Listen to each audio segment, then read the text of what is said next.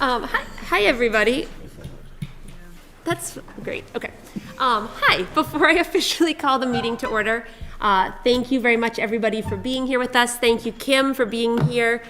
Despite being retired from BevCam, yeah, there you are. Thank you so much, Kim, ever faithful, making sure that our meeting is accessible. I'd like to, before I officially call the meeting to order, just run through our agenda so that we're all on the same page with what we have before us this evening.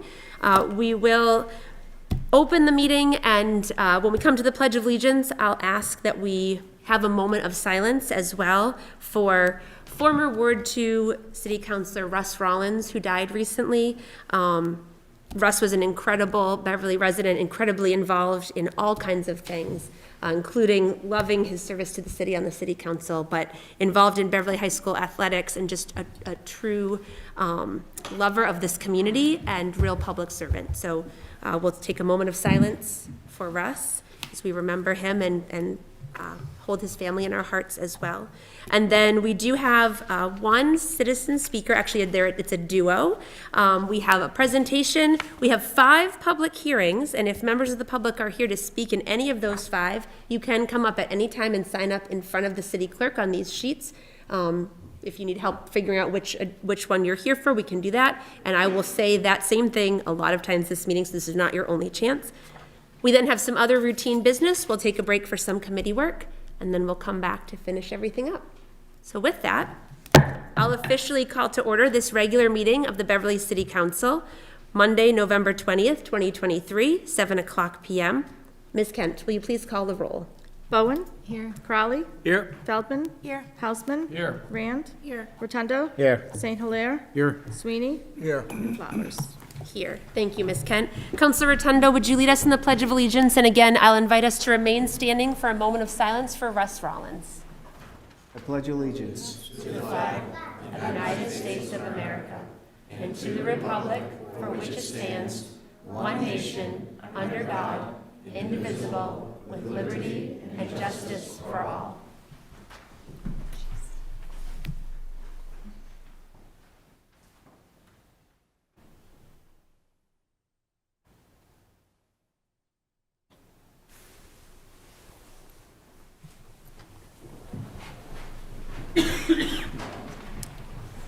Thank you all very much. Again, just Russell Rollins was someone who truly loved this city. As I said, was a Ward 2 councilor, extremely involved in the life of the city.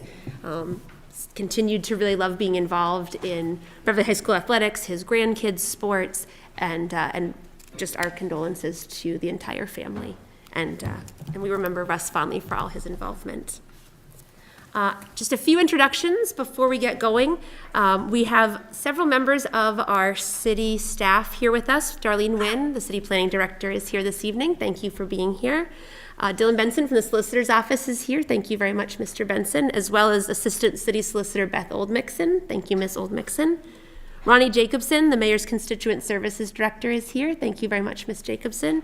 Gabriel Hannafin, our airport manager, is here. Thank you for being here with us. Of course, our City Council budget analyst, Mr. Jerry Perry, is here with us as well. Thanks for being here this evening, Mr. Perry. We also have incoming Ward 2 City Councilor-elect Danielle Spang is here this evening, sitting in the usual seat of Lorinda Visnick, but you are here as Danielle Spang. Nice to have you. And as I said, Danielle is the incoming Ward 2 councilor, and we'll look forward to working with her in the next term. I also want to mention that we do have Webelos 2 who are here with us. These are Arrow of Light Scouts, so they were here before the meeting learning a little bit about City Hall and city government and civic engagement. That's one of the requirements that they have for their next step in scouting, and it's nice to have them here with us, and you all are welcome to stay for as much of the meeting as you would like, and thanks for being here. Councilors, I would entertain a motion to take the agenda out of order so that we can let our citizen speakers go, and then particularly one of them who is in elementary school. Is that right, Maggie? Yeah, then she's not stuck here for the duration. So moved. Second. All those in favor? Aye. Thank you very much. So that carries 9-0, so we will go right to that spot. And I understand Carol Rain and Maggie Passanisi are going to come up to the podium together. So I will invite you two to come on up. And while they do, I'll just say for anybody listening, as I always do, we have 3 of these speaker spots at the beginning of every regular meeting, and they are available to be signed up for by 9:30 the morning of the meeting, first come, first served, by contacting the city clerk's office by email or by phone. And they are up to 5 minutes in length per slot. And if you are watching or listening, they're not a chance where the council will have back and forth with the people who are speaking, but it often, as I say, it's really important. It's a way we get to hear from people in the city and the community, and it often sparks some of our conversations to follow. So I'll turn it over to you, and if you would, both state your names and address for the record. Hello, I'm Carol Rain from 27 Pratt Avenue in Beverly. Hello, I'm Maggie Passanisi. I'm from 18 Low Street, Beverly. And I'd like to point out, so Maggie is here as my partner this evening, and I'd like to point out that what she's going to read to you is a matter of importance to people of many generations, as you can see from the 2 of us. The land we recognize today as Beverly is Namkeg, or Fishing Place, where generations of indigenous people lived and passed through for centuries. We acknowledge that this is indigenous land and acknowledge the Massachusetts tribe who continue to honor and hold this land into the present. Thank you. Thank you very much, Carol and Maggie. Thank you for that. And I was remiss in not acknowledging Maggie. You're a Hannah Elementary School student, is that right? And your principal, Gabrielle Montevecchi, is here tonight too, right? So one of our Beverly principals. So thank you very much, Mrs. Montevecchi, for being here with Maggie. Thank you again, Carol and Maggie, your whole family, for coming and spending some time with us this evening. You also, like the Scouts, are welcome to stay as long as you want or leave whenever you want. We do have a presentation, and that's from David Alden Pierre. So I'll have you come on up, and I don't know if we can do any further troubleshooting on the presentation Who itself. can help me, because I emailed it, I have it on my laptop, I have it on the USB. I just need to figure out how to make it go up there, whatever is the easiest. I would entertain a motion to take a 2-minute recess. So moved. Second. All those in favor? Aye. All right, take a recess for some tech support. Thank you. We are still probably. Yeah. Your cord back. I do have a certain. Yeah, at your convenience. I'm pretty like. Technology's not I think my we're gonna be friend. here a while, but How you been, Steve? Well, if we have to redeploy it, we might have to. It's up. Good luck. Yeah, it's busy, it's chaotic. No, I wanted to go. I was running late. I think we're on. So it's right at the YMCA. Historic property right on Essex Street. Is it easier for Essex is cool. You know who to warn. Make sure you know anything about the holiday for hard work it is. No, I think it's a great thing that's going to happen, and I look forward to if you need help again.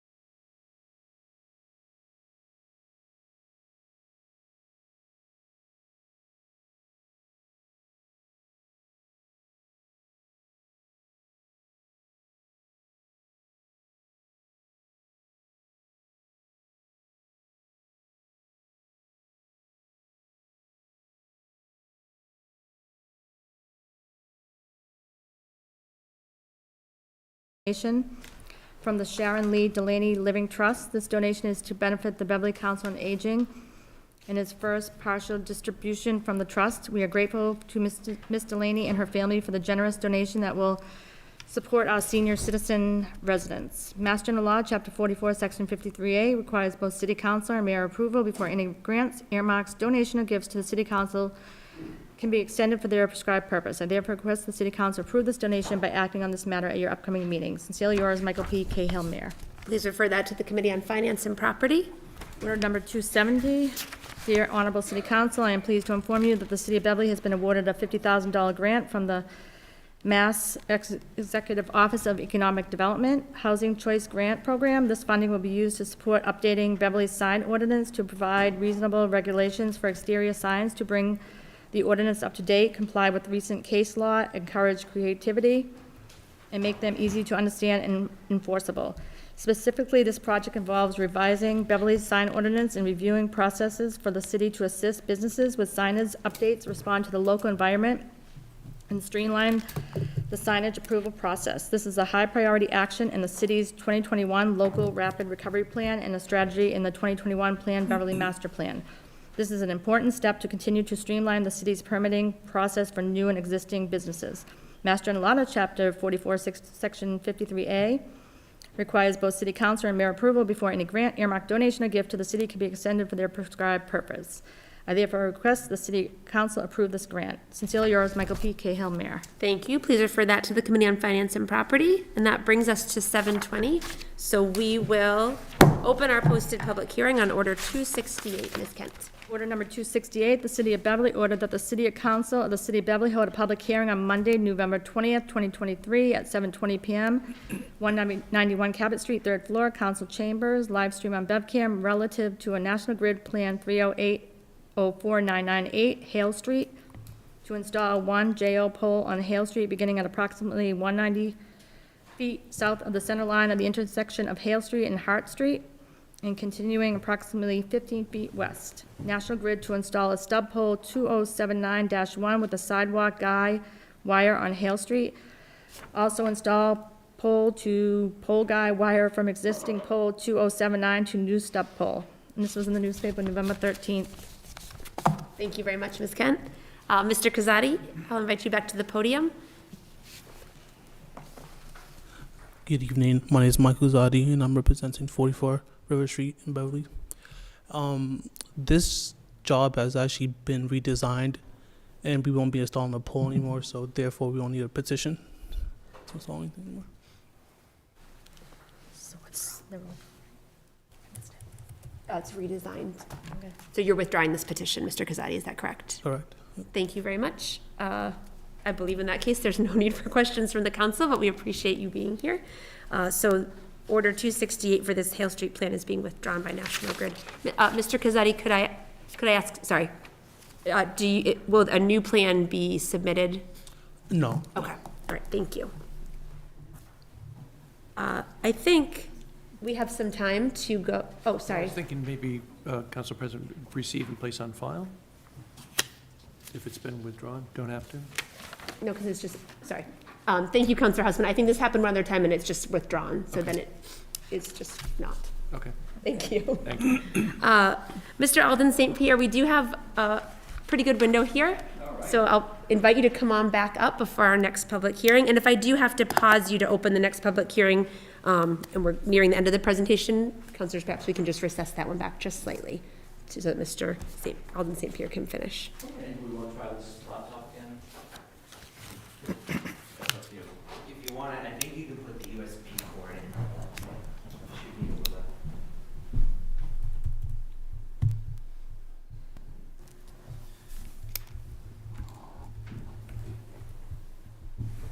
You can try to put.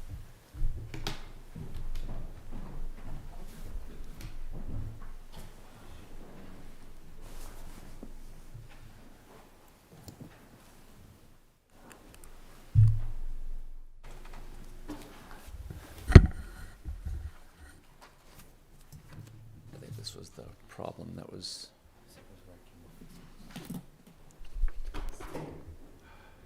But then I walked in the room, which was.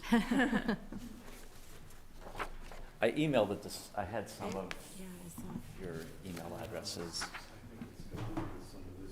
All right, then. I'll just try to use flowery words. Is it something we could pull up on our laptops and share to the public later? Yeah, I was gonna say, if counselors have it, if you wanna pull it up on your laptop, and then we can disseminate it to the public through the clerk's office. Want me to Yeah. share it? But host it online. Did you guys get it? You don't have it, Counselor Sweeney? I can Yeah, forward it to yeah, I everyone. didn't have. I'll send it. I only had a few. Counselor Feldman, if you could send that I'll to send the it to council, council. thank you. Oh, okay. All right. That's okay, that's okay. We'll miss some Sending it to all of you photos, guys. that's all good. So anyways, hi, everybody. David Aldenstein here, bless you. Thank you. I am the chairperson for the Beverly Open Space and Recreation Committee. And so I just want to take a few minutes of your time to kind of give an update on what we've been doing for the trails and open spaces around here in Beverly. And I had a bunch of photos, but you'll have to wait for that to be sent at some point in time. So the first thing I was going to mention is about our membership. And overall, the committee has good membership. We've got representation for just about all the wards, although we do have an open seat for Ward 2. We're probably going to have an opening for someone on the Conservation Commission. And we still need someone from the Parks and Rec Department to join our committee as well. Otherwise, we have a good contingent of people that we all, do the best we can to represent all the citizens of Beverly and all the different open spaces that we address.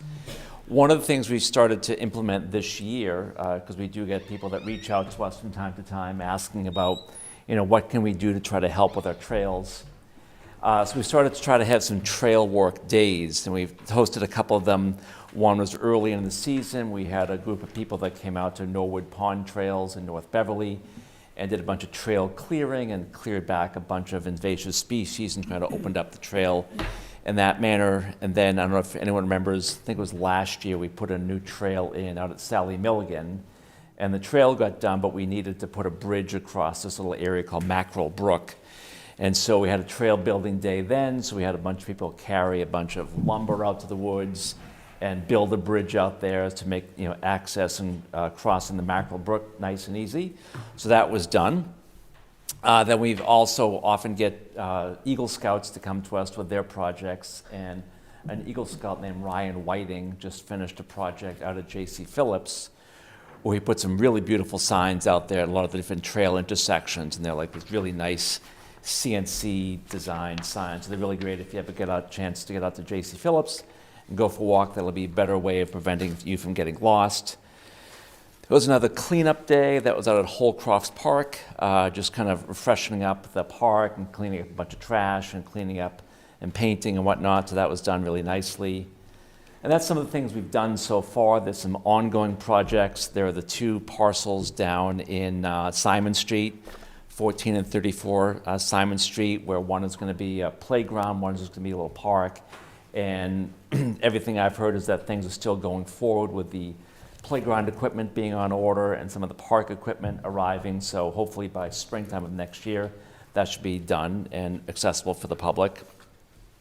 Now the ongoing project is, with the recent acquisition of Moraine Farm by the trustees of reservation, the goal has been to improve public access for that. And so I was actually working part-time for the trustees over the summertime and did a lot of trail work. The trails are going to be really nice, and they're going to match up really well to the trails out of J.C. Phillips. And trustees is working on improving the parking out there and having some designated spots for residents of Beverly. Also having community gardens, so that's going to be great once that's done. I think that's targeted for spring of next year. Another project, we're working on some improving the trails back behind Norwood Pond, which extend behind North Shore Music Theater. And so we have approval for a big bridge that's going to have to be put across a section of Norwood Pond, and we're waiting for a tree to come down first. But once that's done, that'll connect the trails already behind Norwood Pond to some landlocked land that's behind North Shore Music Theater that no one's really been able to access. So it's some beautiful trails out there. And then one of the other last things we'll be doing after that is we've been working on establishing sort of some official access for the trails out at Endicott College. There's trails that have been back there and that people go on, but the access has never really been officially sort of stated. So we've been working on a memorandum of understanding with President DeSalvo, and once that's done, it'll sort of make all the access back there nice and official. Beyond that, I try to keep the public updated with what we've been doing on the Instagram account. That's probably the primary way, has been on, it's at Beverly Trails on Instagram. Otherwise, try to keep the Facebook page and try to post stuff online to try to keep people abreast of what's been going on. And you don't get to see my pictures right now, but you can see them if you go to the Instagram account. And if there's any questions. Thank you very much, Mr. Alden St. Pierre, and I thank you for being so patient with the technology. Councilors, we do have a couple minutes before the public hearing. Are there any questions for Mr. Alden St. Pierre or comments? Criticisms? Councilor Rand. Thank you. I guess I wanted to know, is there current public access to the marine farm trails? Unofficially, yes. Okay. So the parking is still a question, but if you were to park over at J.C. Phillips and access their trails and go into the marine farm property, one of the things we've been doing this summer was taking down the no trespassing signs. Okay. So you are free to walk around. There's a couple that were high up that we have not taken down, but yes, the trails are accessible to the public. Okay. It's That's beautiful great. back there. Thank you. Sure. Thank you very much, Councilor Rand. Councilor Houseman. Yes, good evening. Yeah, I'm curious how many non-committee member volunteers are commonly engaged in the various projects, bridge building and so forth, that the committee does? Yeah, so that day, I think we had about 10 to 12 people, of which probably 9 of them were non-committee members. And so one of the things I've done is kind of created a running list of people who reach out to say, I want to help on the trails, whether it's cleaning up trash or helping build a bridge. And I've got that list. And if we have a project that comes up, I'll email everyone and say, here's what we're going to do at this time. And we've sort of been limited on our availability to try to get a lot of people out there. But we have a whole list of things we want to try to get done for next season. And so I'm hoping to just maybe start something like a Trail Building Tuesday or Trail Work Tuesday, where once a month we just pick a site around the city that needs some work and go out there and get it done. Sounds great. Thank you. It's been fun. Thank you. Thank you very much, Councilor Houseman. Councilor Feldman, and we'll be quick and then we'll move to our public hearing, not because it's not a great subject, just because of our public hearing. I will be very quick. It's not a question. It's just, I ask a lot of questions offline of a lot of these projects. So I just wanted to thank you so much for all your work. We have really almost a part-time professional job in volunteer work that you do for the city, and it's so, I mean, you know, I appreciate it because I could tell you every inch of the marine land farm and the trails back there, because it's been really wonderful to work with you, and I'm very appreciative, and so are all of the constituents and residents of Beverly, whether they know it or not.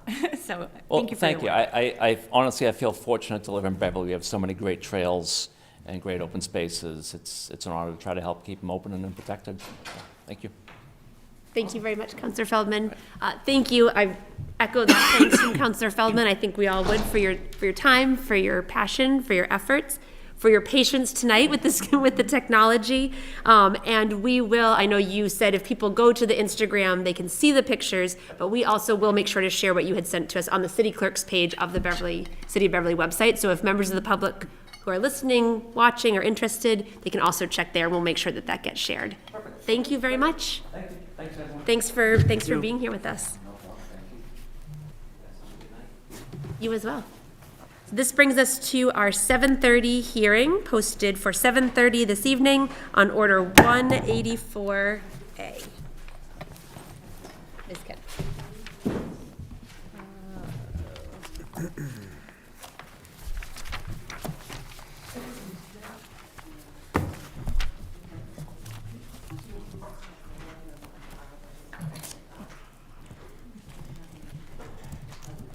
Order number 184 and 184A, City of Beverly notice is hereby given in accordance with MGL Chapter 40A, Section 5, that the Beverly City Council will hold a second public hearing on Monday, November 20th, 2023, at 7:30 p.m. in the City Council Chamber, City Hall, 3rd floor, 191 Cabot Street, Beverly, Mass., relative to further revisions to a proposed zoning ordinance amendment affecting various sections regarding, which include amendments to section 305 terms defined to include a definition for accessory dwelling unit, both detached and attached.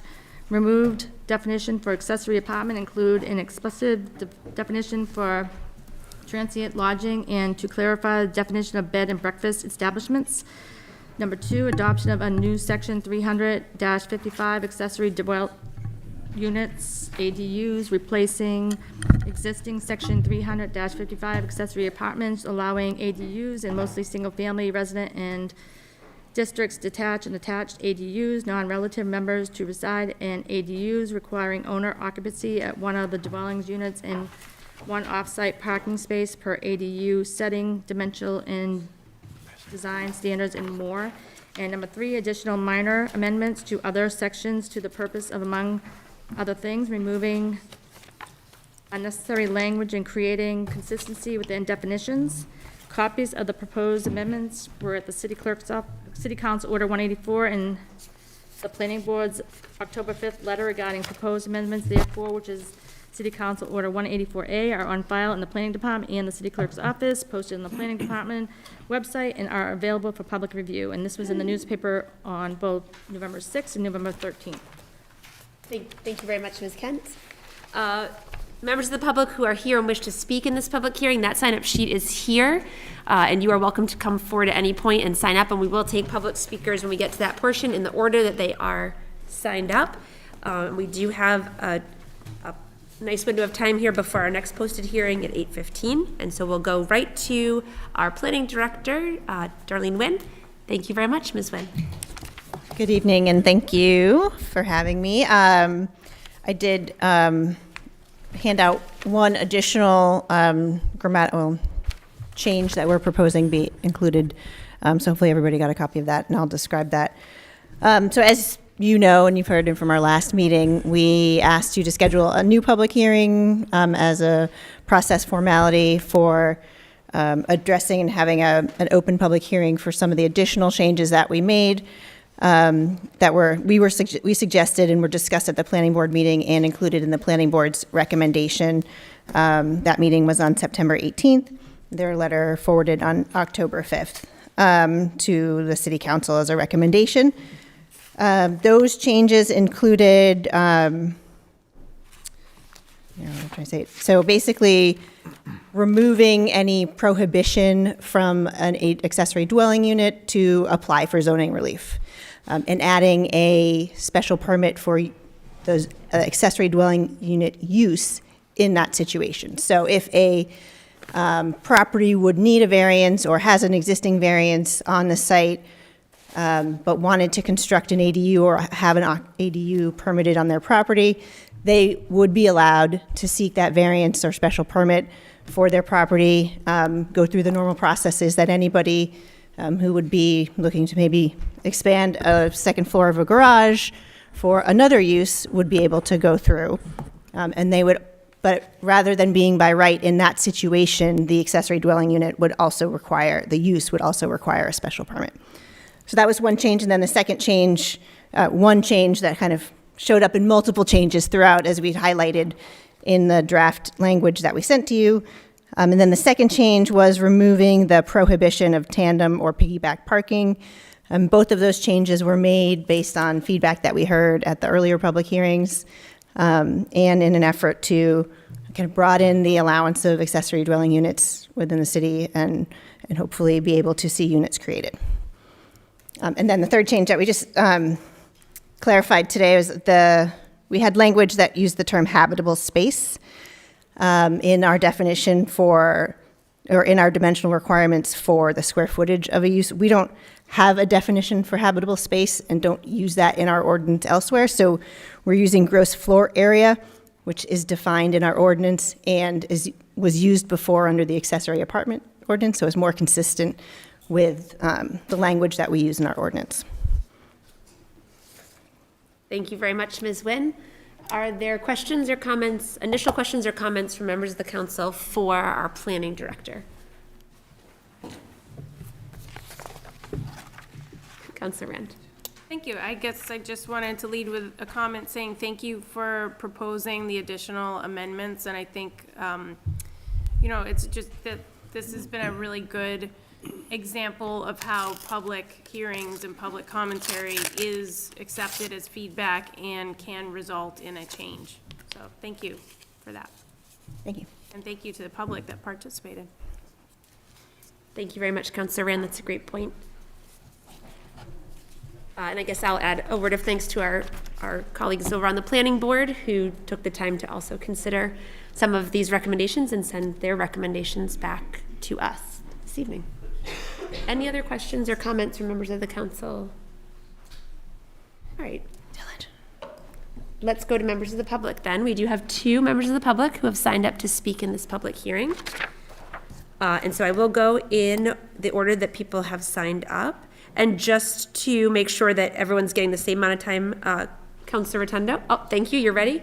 Councilor Rotundo will keep time. And so if the timer goes off as you are speaking, just draw to a close. You don't have to abruptly cut yourself off. But that way, it's a way of making sure that everybody gets to be heard and gets the same amount of time.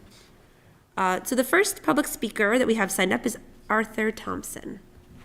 And I'll invite you to come up to the podium. If you would begin by stating your name and address for the record.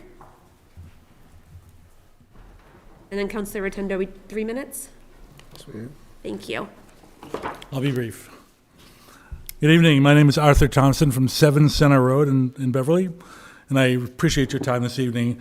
I'm here representing the North Shore Association of Realtors Government Affairs Committee. I am also a Beverly homeowner and a lifelong resident of Beverly.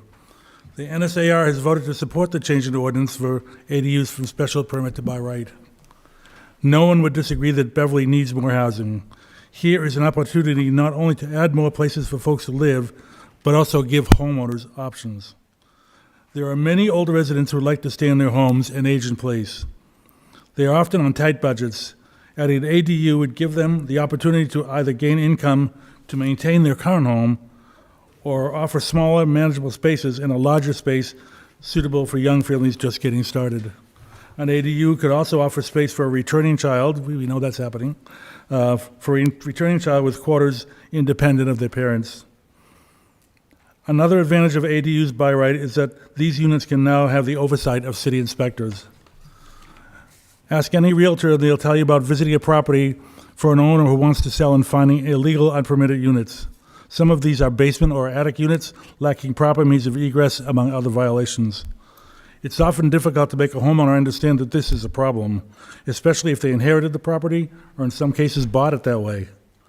Making the ADU legal by right could bring these units up to code and in fact add to the value of the property. What I hear from many people, the fear that their ability to add the additional dwelling units will change their neighborhood. If it's passed, every neighbor will want one. In practice, this just isn't the case. In fact, our neighbor Salem, who enacted the ADU ordinance, less than 1% of the homeowners have applied for a permit. We're not saying that passing this ordinance is a solution to the lack of city housing, but it's a step in the right direction. That's all. Thank you very much, Mr. Thompson. Thanks for being here with us this evening. And thank you for your time. The next speaker that has signed up to speak is Greg Nowak, and I apologize if I mispronounce your last name. And even though I did just give away your name, if you'd begin by stating your name and address for the record. Thank you. Greg Nowak, 63 Livingstone Ave. Thank you. I was just curious on the parking requirement. Is that removing the parking, a dedicated space, or just still requiring a dedicated space but allowing it to be tandem or side-by-side? Ms. Nguyen, if you wouldn't mind coming up, and I'll direct that question back to our planning director, please. Sure, thank you. The latter, you still are required to have a parking space, an off-site parking space, but you could have those spaces tandem with an existing space in a driveway or arranged, and we wanted to leave it up to the property owner to determine how to best arrange the parking, but the space is still required for that unit. Thank you very much, Ms. Nguyen. That was all. My concern was I live on Livingstone Ave, and not so much the area that I'm at, but the section that a lot of people are forced to drive now, especially with the bridge out. People are parked on both sides. Somehow people get by without an accident. It's amazing, but it's not ideal. So I just wanted to make sure that there was still going to be off-street parking. So thank you. Thank you. Thanks very much for being here, and thanks for your time as well. those are the only two speakers who had signed up. Are there any other members of the public who wish to speak in this public hearing this evening?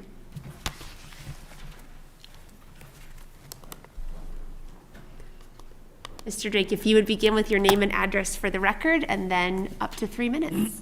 Yeah, thank you. My name is Paul Drake. I live at 8 Bartlett Street. Just here to really just say thanks to the council and the planning board for their thoughtfulness on this matter. As a renter in Beverly, it's just exciting to see anytime the city takes a step like this to really move forward and address really the housing market. That's really a crisis of its own. I've been trying to rent here in Beverly for about a decade now, and it's gotten harder and harder and harder. And, you know, as Arthur was saying, it's not going to solve all the problems, but you know, some people aren't going to be able to afford to buy in Beverly. Some people aren't going to be able to even rent in Beverly. And what you're doing tonight is hopefully creating just small avenues of hope that hopefully will grow over time. And so I just hope each of you come away with a positive feeling tonight for the work that you've put in on this. Thank you for taking public comment and thoughts and suggestions into consideration. And so thank you for your hard work and on this project. So that's all. Thank you very much, Mr. Drake. Thank you for being here as well. Any other members of the public who wish to speak in the public hearing on Order 184A and 184?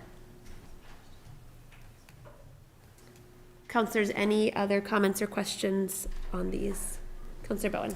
Thank you. I just wanted to add my thanks as well, and I think just observe that it feels like we're reaching the end of the process in a very natural way. The amount of public comment sort of peaked at the time when we had the most work still to do. That's been addressed. I think the recommendations from the planning department and the planning board make the ordinance even stronger, including tonight's update in language. So really excited to see how the process has played out and the place where we've landed with a really strong ordinance that I think, as others have said, will be a great step in the right direction.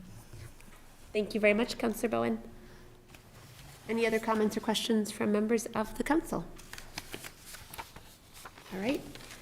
With that, I will close this public hearing on Order 184A, 184, and we'll refer that back to our Legal Affairs Subcommittee for further action this evening.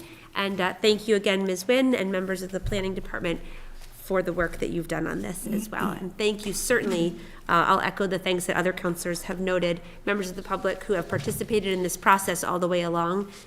It's appreciated always when members of the public are here, appreciated when you speak, share what you're thinking in the public hearings, and certainly, as Councilor Rand observed, this one really did yield some really good conversation and help the process. So thank you. Ms. Kent, let's go back to communications from His Honor the Mayor, please. Order number 271, Dear Honorable City Council, I am pleased to inform you that the City of Beverly has been awarded a $750,000 grant from MassWorks to support the design of a roundabout at Brimble Ave and Dunham Road. Governor Maura Haley and Lieutenant Governor Kim Driscoll announced the grant awards late last month. This funding supports the design of a roundabout of the Dunham Road, Brimble Ave, Route 128 intersection at the exit 46 southbound ramps. These intersection improvement will unlock development of commercial industrial zone land and increase efficiency, safety, and access to an impacted residential neighborhood, all located along Dunham Road, a mile-long dead-end street. Mass General Law, Chapter 44, Section 53A requires both City Council and Mayor approval before any grant, earmark, donation, or gift to the city can be extended for their prescribed purpose. I therefore request the City Council approve this grant. Sincerely yours, Michael P. Cahill, Mayor. Thank you very much, Ms. Kent. Please refer that to the Committee on Finance and Property. And I should have said, just for those who are following along with the public hearings, that the process now is that we will break for subcommittee later in the evening. We do have a few more scheduled public hearings. I know some people may be waiting for the 8:15 hearing or the 8:40 hearing, which are both budget related. And then after subcommittee, anything that's referred to subcommittee is available to be acted on this evening. So I know that can sometimes feel a little mystifying why we suddenly skipped around. But that's what will be our process this evening. And I apologize, Ms. Kent. Go ahead with Order 272. Order number 272, Dear Honorable City Council, I am pleased to inform you that the City of Beverly has been awarded a $152,726 FY24 state formula grant from the Executive Office of Elder Affairs.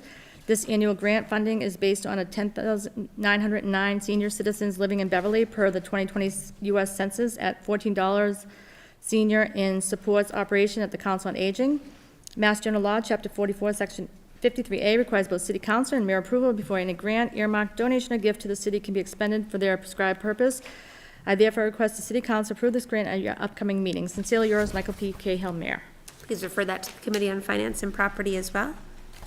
Order number 273, dear Honorable City Council, I hereby appoint, subject to review and recommendation, Ms. Julia Work, 76 Cabot Street, number 2, Beverly, to serve on the Beverly Waste Reduction Committee. Her term is to be effective until March 31st, 2026. Sincerely yours, Michael P. Cahill, Mayor. Please refer that to the Committee on Public Services. Order number 274, dear Honorable City Council, I hereby reappoint, subject to your review and recommendation, Mr. Mark Casey, 16 Chapman Street, and Mr. Kevin Hoban, 6 Gardner Street, Beverly, to serve on the Parks and Recreation Commission. This term are effective from December 31st until December 31, 2026. Sincerely yours, Michael P. Cahill, Mayor. Please refer that to the Committee on Public Services.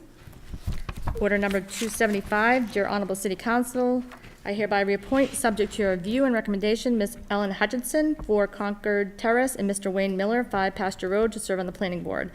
Their terms are to be effective from December 31st, 2023 until December 31st, 2026. Sincerely yours, Michael P. Cahill, Mayor. Please refer that to the Committee on Legal Affairs. Order number 276. Dear Honorable City Council, enclosed, please find a proposed order accepting the local option provided in Section 13 of Chapter 64J of the Mass General Law relative to the imposition, payment, collection, and distribution of an excise on the sale of used or use of jet fuel. On December 7th, 1988, the city accepted this local option, XA Order 610-1988.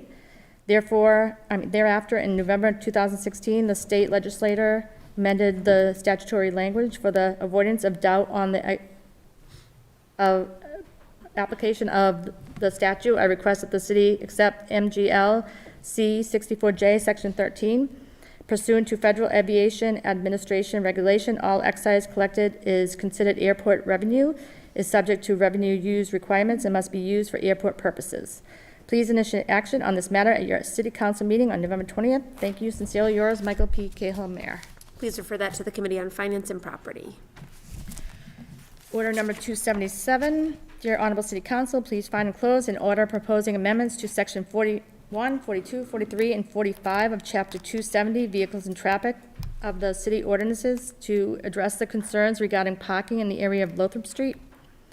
After multiple meetings with residents of the area over several months, we are submitting these amendments for your consideration. I respectfully request that you include this filing on your agenda for the November 20th meeting. Sincerely yours, Michael P. Cahill, Mayor. Please refer that to the Committee on Legal Affairs. Order 291. Dear Honorable City Council, enclosed, please find a proposed amendment to Section 15-11A, Airport Commission of the City Ordinances. The proposed change will amend the ordinance to remove language prohibiting commissioners from having any affiliation or interest directly or indirectly with any operating firm or lessee at the airport and aviation facilities. Commissioners are special municipal employees subject to the conflicts of interest law. The limitation on commissioners' affiliation or interest is redundant. Please initiate action on this matter at your upcoming meeting. Thank you. Sincerely yours, Michael P. Cahill, Mayor. Please refer that to the Committee on Legal Affairs. Let's go to communications from other city officers and boards, please, Ms. Kent. Order number 278 from Francis Golden, Chief Assessor, a letter requesting a public hearing on December 4th, 2023, relative to the allegation of fiscal year 2024 tax levy percentages among the 4 classes of real estate, personal property, in consideration of the adoption of open space, residential, and small business exemptions. Thank you. Please refer that to the Committee on Finance and Property to set that public hearing. Order number 279 from Council Houseman is a letter to Mayor Cahill. Please refer that to the Committee on Finance and Property. Order number 280 from the Community Preservation Committee, out of cycle funding recommendation, request for additional CPA funding for Anchor Point Phase 2, 106 Sawyer Road, Harbor Light Community Partners. Please refer that to the Committee on Legal Affairs to set a public hearing. Order number 281 from Councilors Bowen and Rotundo, a proposed ordinance amendment creating a bicycle and pedestrian advisory committee. Please refer that to the Committee on Legal Affairs. Order 282 from the city clerk. Renewal application for a lodging house for 2024 for Gregor Jajarzi, 32 Broadway Street. Please refer that to the Committee on Legal Affairs. Order number 283, to whom, 283, from the city clerk for a renewal application for lodging house license for North Shore Veterans Council Services, 45 Broadway. Please refer that to the Committee on Legal Affairs. Order number 284 from the city clerk, a renewal application for lodging house license for Turner Properties Cabot located at 9193 Cabot Street. Please refer that to the Committee on Legal Affairs as well. Order number 285 from the city clerk, a renewal application for a lodging house for 68 Dane Street, LLC, Gray Croft Inn, 68 Dane Street. Please refer that to the Committee on Legal Affairs. Order 286 from the city clerk, a renewal application for lodging house for Girdle House, 78 Lothrop Street. Please refer that to the Committee on Legal Affairs. Order number 287 from the city clerk, a renewal application for a lodging house for 276 Rantoul Street, LLC, 276-278 Rantoul Street. Please refer that to the Committee on Legal Affairs. 288 from the city clerk, a renewal application for a lodging house for Cosmo Residences, Reality Trust, Garden City Residences, 490 Rantoul Street. Please refer that to the Committee on Legal Affairs. Order 289 from Council Bowen, a public comment, Massachusetts contingency plan, Phase 6, remedy information plan, parts 2 and 3, Mass Department Site -30485. Please refer that to the Committee on Public Services. Let's go to communications, applications, and petitions, please. Order number 290 from National Grid, a petition for a gas main line location at Kernwood Heights. Thank you. Please refer that to the Committee on Public Services to set a public hearing. We do have some time before our next public hearing, so I would entertain a motion to take a break for some committee work, and we'll work through as much as we can before we come back for our 8:15 hearing. So moved. All those in favor? Aye. Thank you. We'll have Finance and Property stay here on BevCam, please. Legal Affairs in the committee room, Public Services on the bench. Thank you.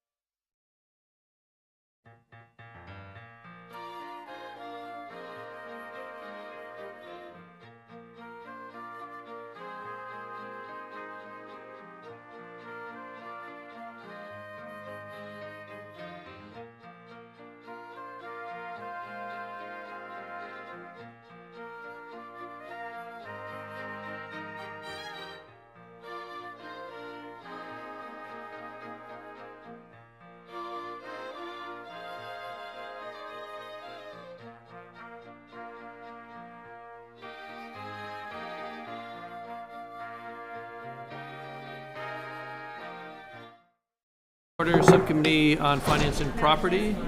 Good evening, folks. Good evening, Councilor St. Hilaire, Council President. Good evening, Mr. Chair. We have a lengthy agenda this evening. I would like to take care of a couple of old business matters before we get into some of the new business matters that came before us. Order number 104 for the 2003 capital expenditure plan. I would like to receive and have received and place on file. The reason that I would accept a motion to that effect is that my sole issue with this had to do with references to what was being taken care of with the cemetery at Central Cemetery in particular, but related to one of the other orders that is here, which I would like to keep. The engineering department and myself have met with the consultants on the master plan for the Central Cemetery as well as some of the other city cemeteries. So I feel comfortable that it actually is moving along and don't feel the need to keep the capital expenditure plan relative to that one particular item outstanding. So unless you have any questions, I would entertain an order to receive Order 104 and place it on file. Is there a motion? Second. All those in favor? Aye. Aye. Motion carries 3-0.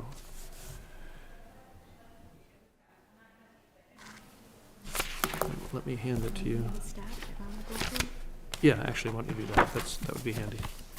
Yeah, thank you. Also, I have a question regarding order number 326, which is a letter regarding Beverly Regional Airport. Councilor Bowen had written to the council suggesting that additional information would be appropriate and forthcoming to the council.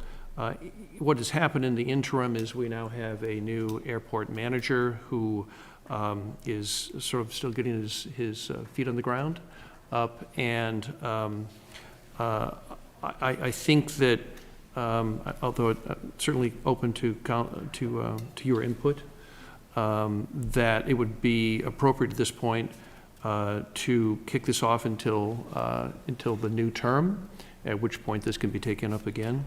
Any comments? So in other words, I would suggest that perhaps it would be appropriate to receive and place this on file, but I'm open to your suggestions. I would make a motion to receive and place this on file. I would second that. Okay, all in favor? Aye. Motion carries 3-0.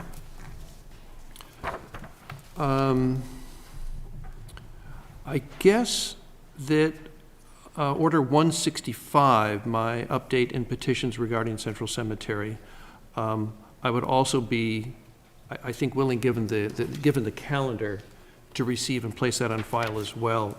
The work on the master plan continues apace, starting with our first meeting. And if there's a need to do further updates, I think in the new calendar year, we can take care of that at that point. So I would I would entertain a motion to receive and place in file order number 165. So moved. Second. All those in favor? Aye. Motion carries 3-0.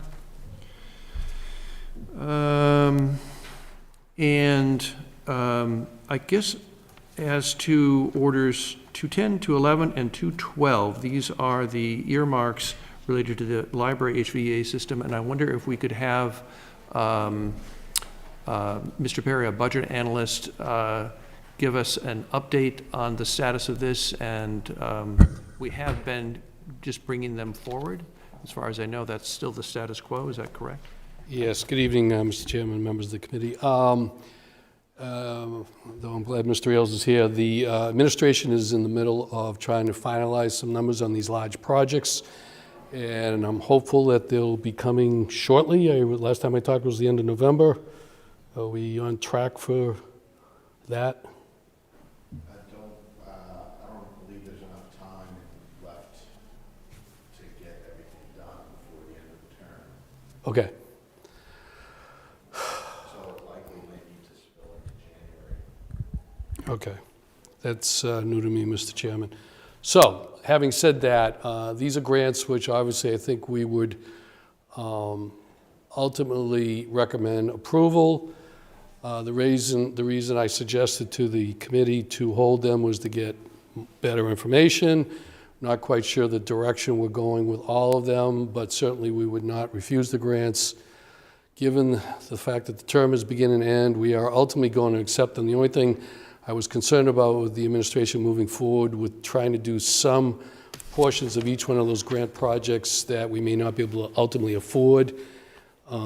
If we agree that the grants are approved, but we're still going to wait to do any projects or any preliminary work, if the administration could agree with that, I would be more than happy to suggest that we agree to these, to approve the grants. I defer to the finance director on that. Mr. As an Ailes? example, would we take some of this money to do geothermal research? Would probably be the biggest thing I'm concerned about.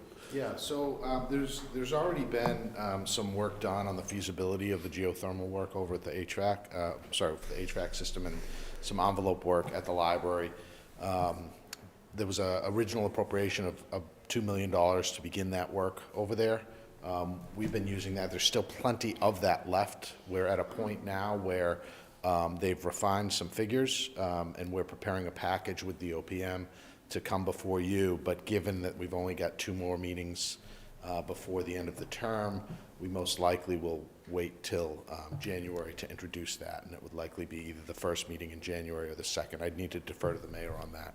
However, these grants that we're talking about will effectively not be spent because we've got that $2 million that we've already obligated with POs and contracts. So, you know, the next step in the process is to come before you, explain the entire project, explain the feasibility, the cost-benefit analysis of it, and then seek a full appropriation at that point, and that'll be forthcoming in January. Okay. So I have a number of questions to follow up on that, but I'd be happy to give my fellow councilors first crack at questions. Mr. Chairman, I apologize. The only thing I was going to add to that, now that I've heard that they will not be spending the grant unless you have concerns I'm not privy to, I would recommend adoption of the grants. So.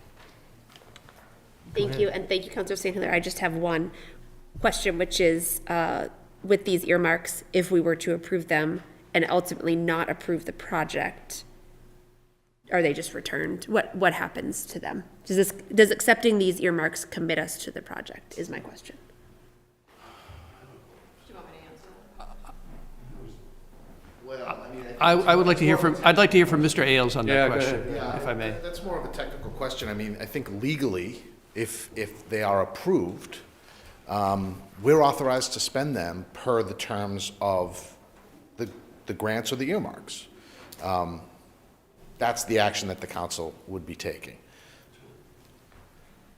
Acceptance of a grant, for the terms of the grant, it's an approval. It's an authorization to spend the money. That's correct. However, as you indicated, we would not be spending the money until we get the whole project, number one.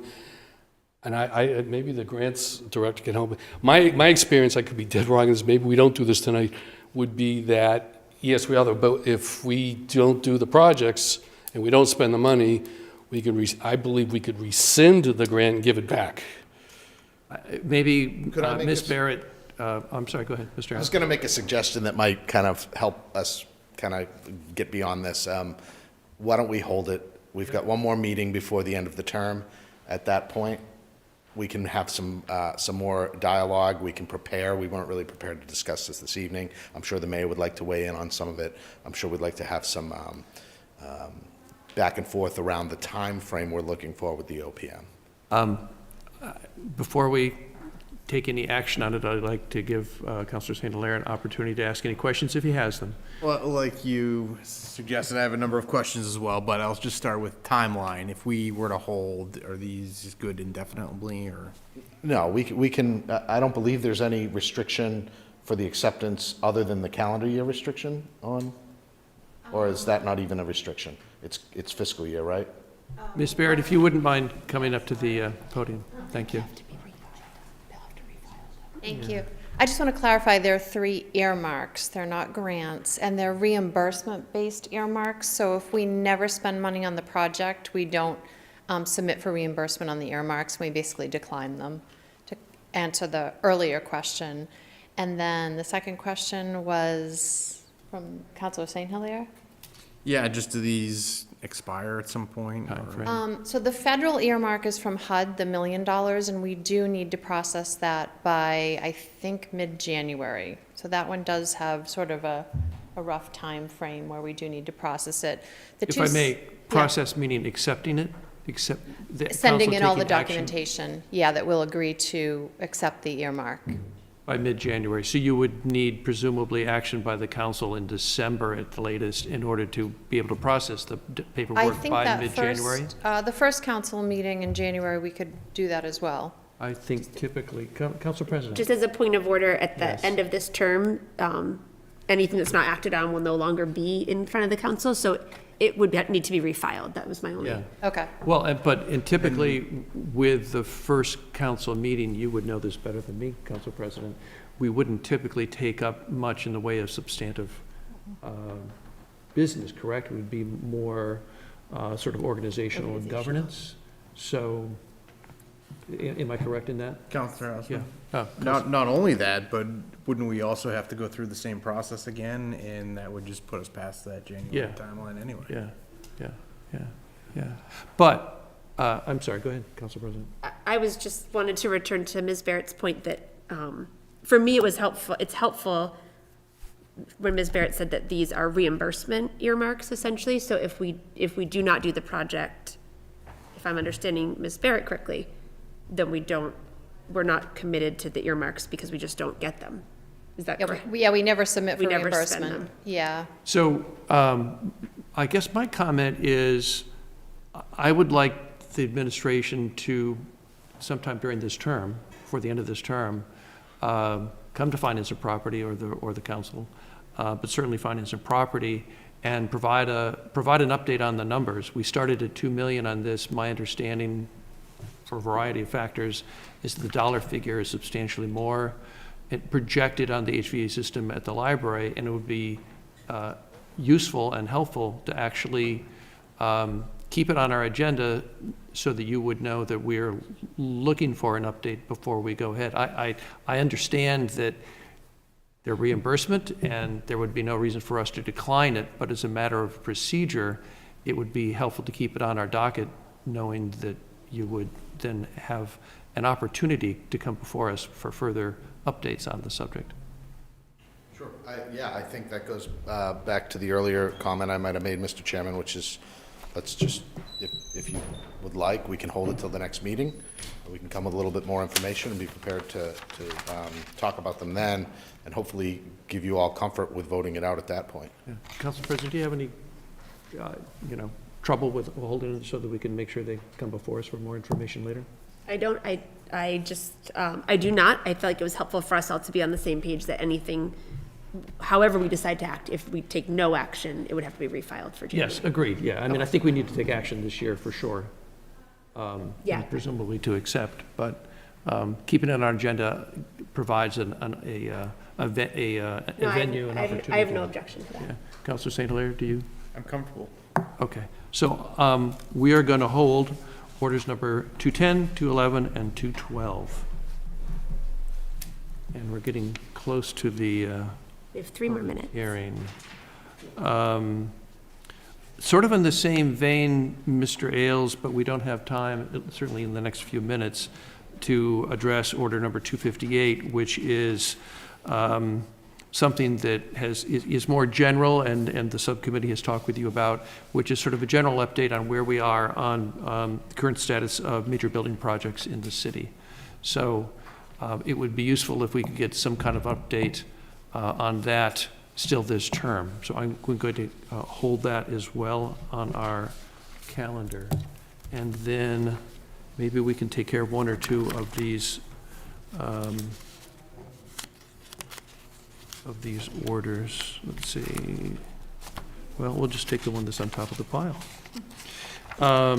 Order number 269. This is a generous donation from the Sharon Lee Delaney Living Trust to benefit the Beverly Council on Aging in the amount of $196,907.17.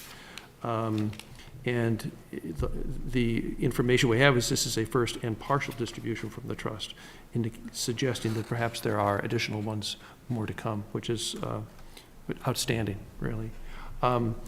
Members of the subcommittee, any questions on this? If not, I would entertain a motion to approve order number 269. Gladly make a motion to approve. Is there a second? Second. All those in favor? Aye. Aye. Aye, motion carries 3-0. And I think at that, it's prudent to adjourn. We do have a public hearing at quarter after, right? We do. Yeah. So we're just 30 seconds away from that. So why don't we hold off on the other new items until we come back. So with that, I will entertain a motion to adjourn for now, to recess, excuse me, the Subcommittee on Finance and Property. So moved. All those in favor? Aye. Motion carries 3-0.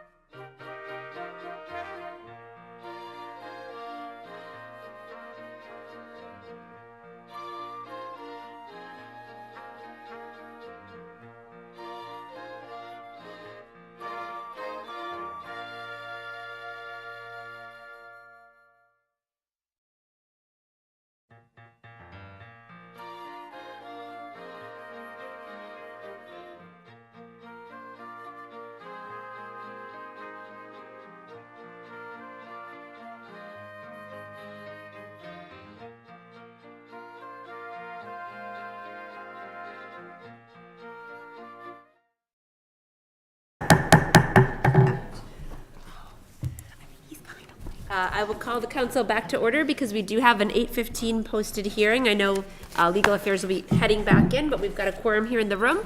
And for that reason, we'll go ahead and call to order our 8:15 hearing on Order 253. Ms. Kim.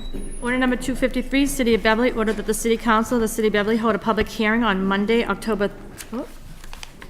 November 20th at 7:30 PM at 191 Cabot Street, 3rd floor, Council Chambers, live stream on BevCam, relative to a request for a budgetary transfer of $100,000 from the reserve for unforeseen account to allow the city to continue with work on Obear Park.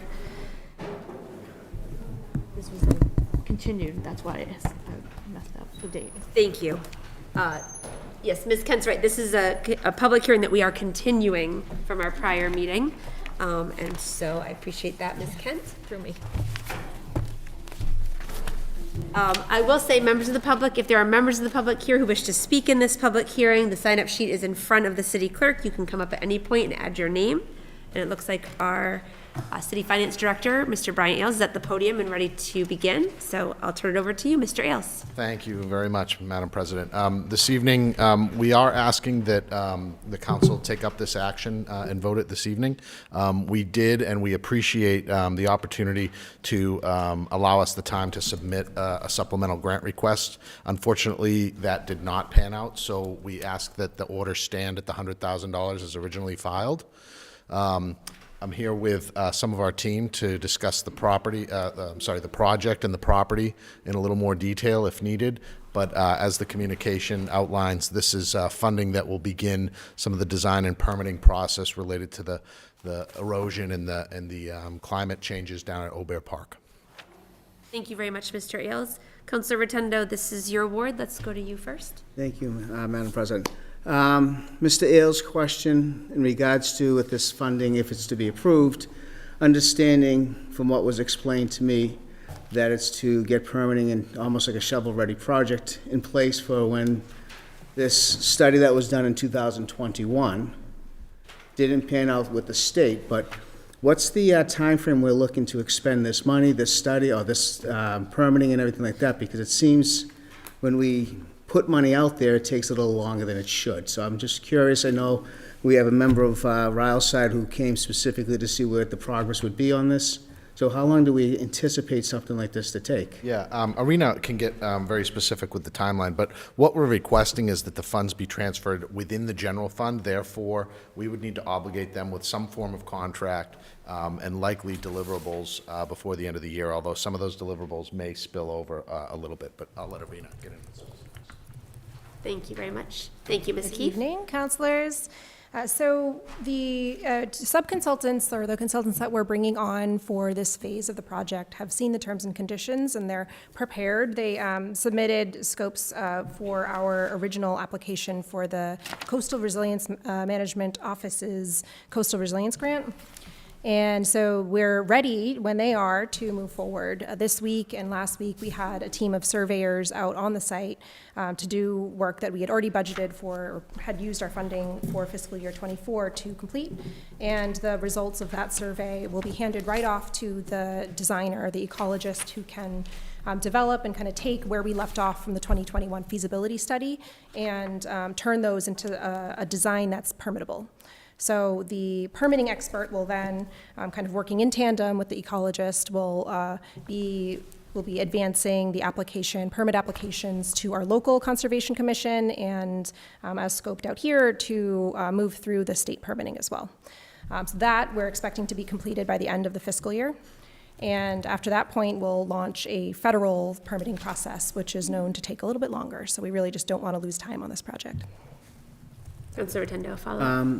Through that study that was done in 2021, there were some things that could be implemented through the city itself, such as the fencing that was pretty minimal and expense-wise, as well as just the grass cutting and things of that. Are we planning on implementing any of those things, or are we just sort of kind of holding those to the side? I know those were things that were quicker, easier, as opposed to the living seashore, which was what the study was showing. So are those things that we're planning on implementing at some point as well? Yes, so anything that goes into the water and into the kind of low tide zone must be permitted, any of those interventions that are meant to be long-term, but you're right. We can do things like blocking the informal access, which I think you have a map of as part of this request, to try to stop erosion that's caused by people that are kind of scrambling onto the beach from different points. And no-mow zones or some informal fencing before so all land side measures, park side measures before we start the project on the water. So is there a plan to implement that anytime soon? This was done in 2021, we're now 2023. So we're kind of 2 years out from the original study. This is something that wasn't requiring a whole lot of funding. It was simple things to protect the erosion, which we've seen the lifeguard sign continually recede, or we just pick it up and move it further in, and eventually we're just going to have the whole swing set go into the water too. So I think this is something that's been really kind of discussed for many years, but really nothing implemented. Mm-hmm. So we don't have a timetable or a schedule, so we have, however, talked to our arborist about, what can we do in the near term? Does it make sense to put in plantings or grasses in an area that's going to soon see construction? The answer to that is no, so maybe not new vegetation in the near term, but we could do the fencing in the springtime. Thank you, Madam President. Thank you, Councilor Rotundo. Thank you, Ms. Keefe. Are there other comments or Councilor Sweeney? Thank you, Madam President. And thank you, Ms. Keefe, for your answers to Councilor Rotundo's questions that did address a few of the things that I wanted to ask about. So I will primarily focus the questions that I have left about the finances. So at this point, and I know that some of these numbers may become more clear throughout the work that is before us to be funded, but do we have any idea of what the total cost of the erosion mitigation measures, if they are ultimately to be implemented, would cost? We won't know those until the design is complete. What I can share is that for our most recent grant application, it included more. It included the federal permitting process as well, and that total project cost was about $275,000. And we will once again in the spring and summer apply for, another round of the CZM funding. That grant program from the state is really intended to support projects like this. So we were, disappointed when the project wasn't funded this time around, but we're not planning to complete the whole project out of pocket, and we'll be continuing to rely and looking to state funding sources. So, removing this $100,000 ask, we anticipate asking for at least, $175,000 for the next phase of the project. And for Okay. construction costs, we don't really know right now what it's going to cost. So was the plan then, because I see referenced in these materials a grant application for this spring? That's the work that you're talking about here, the $175,000 or so that would be kind of the next leg of this similar scope of work on the permitting, but more so on the federal side now. That's the next step in this process? Right. So I think it's going to be helpful in our application for the springtime to say, look how much we've done. We lost some steam there in 2022, and we're picking it back up, and we're showing and demonstrating to the grantor how invested we are in the project and how much we're willing, or we have taken on our own outside of the grant cycle to make sure that the project keeps momentum. Okay. And in that case, if we are successful in securing funding to continue the design and the permitting work, do we have any idea of if there are outside funding sources that could be put toward the actual implementation of these mitigation measures, whenever that would be down the road? So our understanding is that this state program likes to see projects through. Okay. So if they're going to fund, an initial feasibility study, so we went to the same program, the Coastal Zone Management Grant Program, to initially do the feasibility study, and then we went after them again for permitting, and then we would go after them again at the same opportunity for construction. So we've lost some time, and we're looking to make that up right now. And, I do feel pretty confident that they will be supportive of the construction of the project once it's ready. Okay, that's helpful. Thank you for that. Thank you very much, Councillor Sweeney. Councillor Houseman. I have a question for our budget analyst. Mr. Perry, if you would, please. Evening, everybody. Happy Thanksgiving. Mr. Perry, good evening. Yes, sir. The $100,000, if I understand correctly, would be coming out of the reserve for unforeseen? That's correct, Council. And what kind of, I haven't been able to quite put my fingers on your most recent memo on this subject. What balance would that leave in the reserve Sure. for unforeseen? So let me address that, and with the permission of, I'll just give my recommendations and answer any other questions. So the council appropriated $250,000 for FY #24 for the reserve for unforeseen. If the council agrees to the $100,000 tonight, I was hoping we'd get the grant, but I guess we didn't. That's why we delayed it a couple of weeks, as well as we have another public hearing on election tabulators. If we approve both of those tonight, you'll have remaining $89,500 left in the reserve for unforeseen. Please. If you could just elucidate what the reserve for unforeseen is typically used for. Yeah, and we had a good conversation with that during the budget season. Reserve for unforeseen is really one of those circumstances, things you just didn't anticipate coming at you. I'm not going to lie to you, I was a little concerned. Ms. Keefe was kind enough to give me some of her time there a few weeks ago. It's a little early in the budget season to be starting to tap that. But I would say to you, we're close to getting the balance sheet completed. And I've had numerous conversations with the finance director. We also look at unexpended proceeds that are not spent during the fiscal year. So it's a judgment call. My instincts tell me that, given the totality of everything, we'll still be okay. I was like, as an example, I'm worried we haven't had a snowflake yet. So this is something we would look at, or one thing, but I think I'm confident, I'm fairly confident that our balance sheet is going to look pretty positive this year, so that's gives me comfort. We always look at unexpended proceeds in the budget, certainly at the end of the fiscal year. As you know, Council, from your own experience, we do a lot of transfers in May and June. I guess, and I think Ms. Keefe will be the first to acknowledge, she and I had a conversation about doing this so early in the fiscal year, and this was not anticipated. We were expecting it to come through a grant. I would say I was up there, I looked at the project, Councilor Rotundo was kind enough to take me up there, we walked around the park. My instincts are it's the right thing to do, given the totality of everything. It's not an easy decision, I'll be frank with you, financially, and it's a good question I think you raise, but given the totality, given where we are financially, I think it's the right decision. I do recommend to the council to support the mayor's proposal here. So I don't have any questions about the project or its merits, which I think are laudable in many. It has, I guess my concern really has to do with the judgment call on the expenditure out of reserve for unforeseen. So if you could just refresh my memory, if we use the reserve for unforeseen when we get clobbered with snowstorms that we, go over the budget on that, we would be down to $89,000 for the balance of this fiscal year, which is pretty low historically, I think, for being able to backfill snowstorms. So am I correct or incorrect that we're sort of rolling the dice on what the weather might be when we're considering considering that judgment call? Those are great questions, Council. I had the very same thoughts.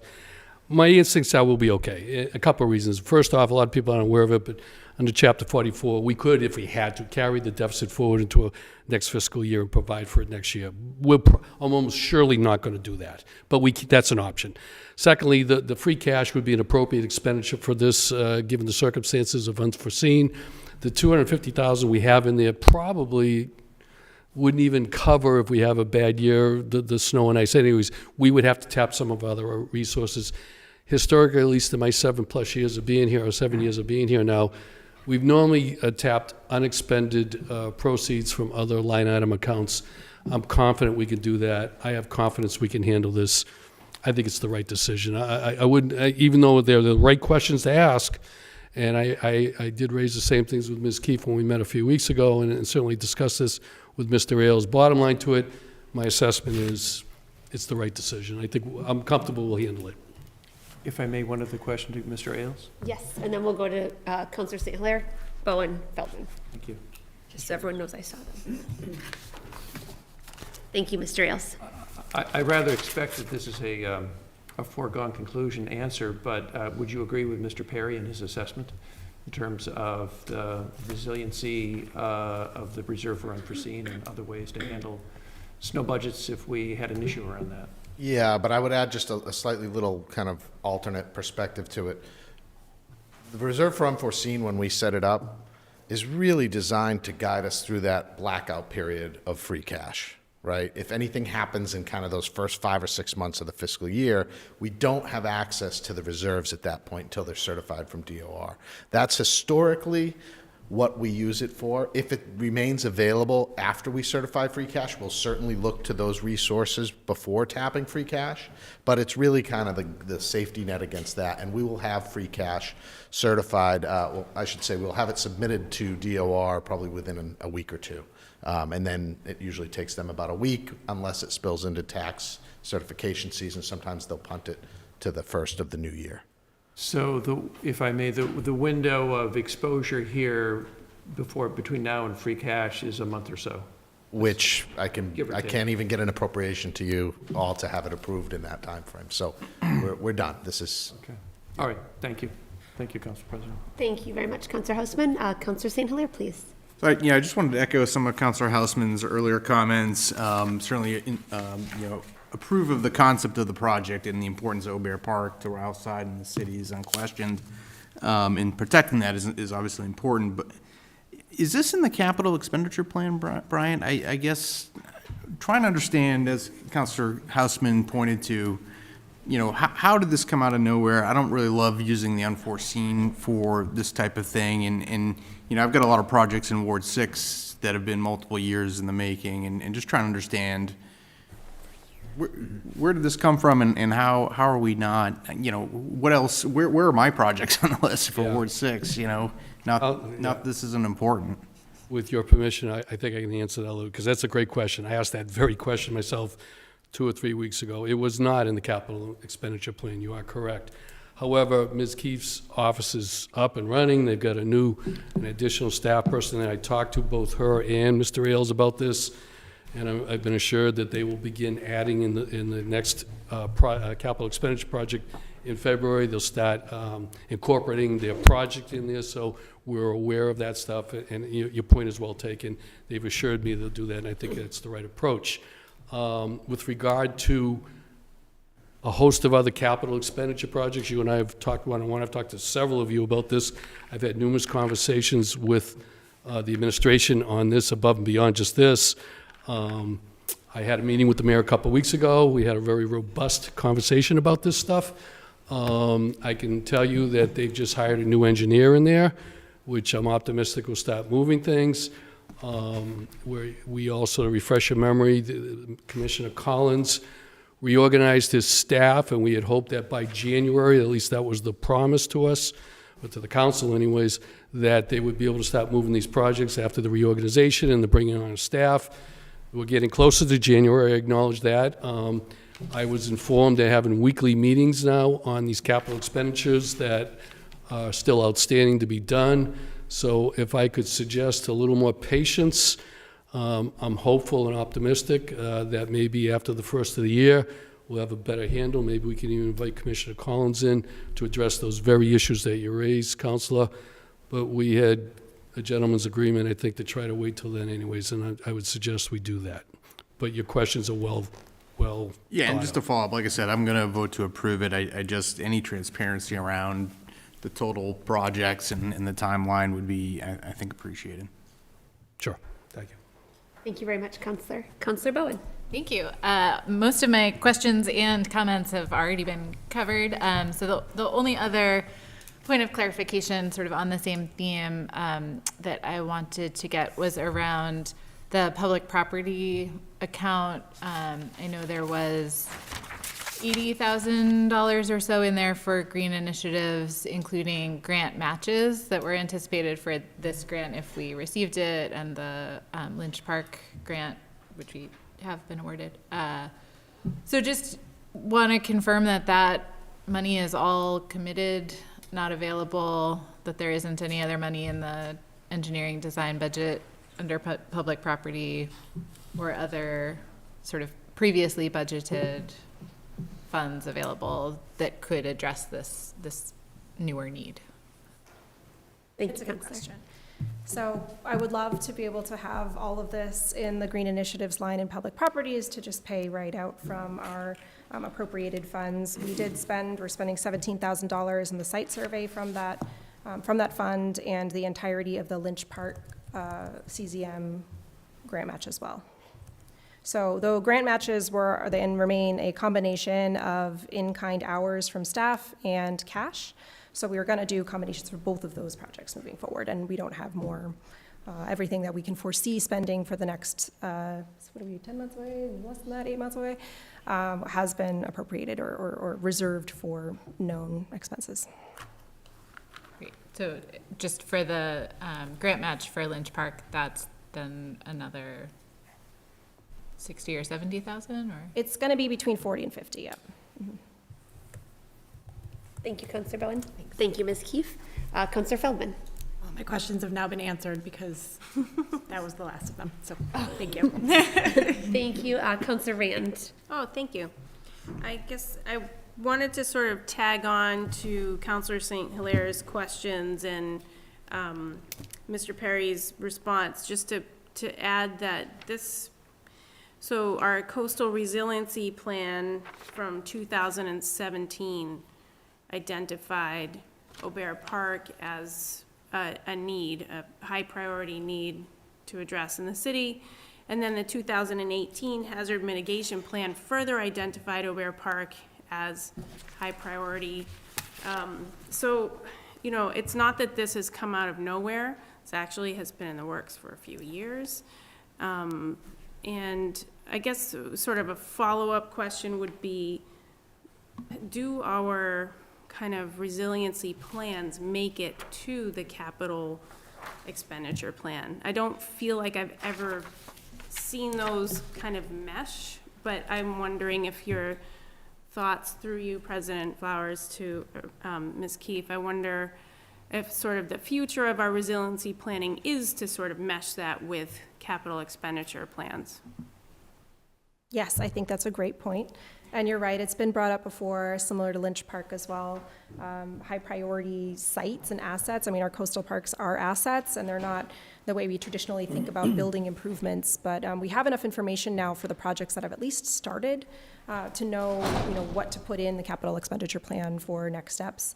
I don't know if they're going to come with actual dollar amounts until we better scope and get through the earlier phases of each of these projects. But it makes sense, and I think historically in the city, these projects have been managed by different departments. I mean, the feasibility study was led by the engineering department, and then, or engineering and planning, and so they've been kind of shared in the past, and now that we're taking more ownership of resiliency projects, then we can be a little more on top of getting things in and knowing that it's our responsibility to put things in the plan.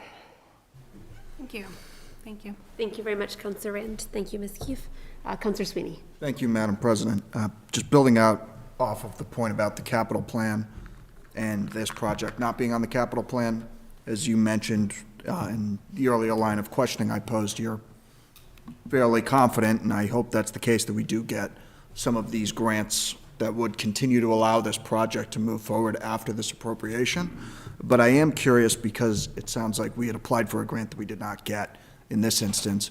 Was there specific rationale cited by the state for why they had denied this grant, if the city is fairly confident that this is a program that we hope to see state support for later in the process? We got good feedback on our application and directly from the state. We did apply for the Lynch Park project, and that was a larger sum, and I'm really hoping that we were not competing with ourselves in that instance, because we had carried on with the idea that this program likes to continue funding projects that they've started and actually see them through. So I'm hoping that the kind of crown jewel park and the attention of Lynch Park and the photos that came with the impact of the flooding there didn't distract away from Aubert Park. So the feedback that we got from the state was this was a strong application, but when they put all the criteria together, it just made it below the funding mark. So that's the feedback that we received. Okay, that's helpful to hear, Ms. Keefe. I appreciate that. And I'll just note that ideally that feedback is translated into successful applications in the future, but I think it would be wise for all us as a city to maybe form some sort of contingency plan, whether by putting this project in the capital plan and noting that the first priority is grant funding, but that if we're not ultimately successful in future applications, do we need to find the money from other sources to keep this project moving along or not? So I'll just leave that there. Thank you, Madam President. Thank you very much, Councillor Sweeney. I'm going to pause us here. I think it seems like we may be close to concluding with this one, but I don't want to cut it off. We do need to open our 8:40 hearing, so let's do that, and then I'll entertain a motion to recess that one slightly, so we can come back to this. So I will open our 8:40 hearing on Order 264. Order number 264, City of Beverly ordered that the City Council of the City of Beverly hold a public hearing on Monday, November 20th, 2023 at 8:40 p.m. at 191 Cabot Street, 3rd floor, Council Chambers, live stream on BevCam relative to a request for a budgetary transfer of $60,500 from the Reserve for Unforeseen account into the clerk's election account to allow the purchase of new voting machines. This was in the newspaper on November 10th. Thank you, Ms. Kent. I would entertain a motion to recess the public hearing on Order 264 to 8:50. So moved. Second. All those in favor? Aye. Thank you. So we'll recess that public hearing to 8:50, and we will return to the public hearing on Order 253 that we just had paused. Are there other questions or comments from members of the council on this one? Are there members of the public who wish to speak in the public hearing on Order 253? Okay. I'm only laughing because I don't think I've ever overestimated the times for hearings, and tonight I'm just really swing and a miss. Thank you. We will close that public hearing. We'll refer it back to the Committee on Finance and Property, and we'll be able to take action on that this evening. With that, I would entertain a motion to take a 5-minute recess. So moved. Second. All those in favor? Aye. Aye. Thank you very much. Thank you. We'll take a 5-minute recess and we'll be back.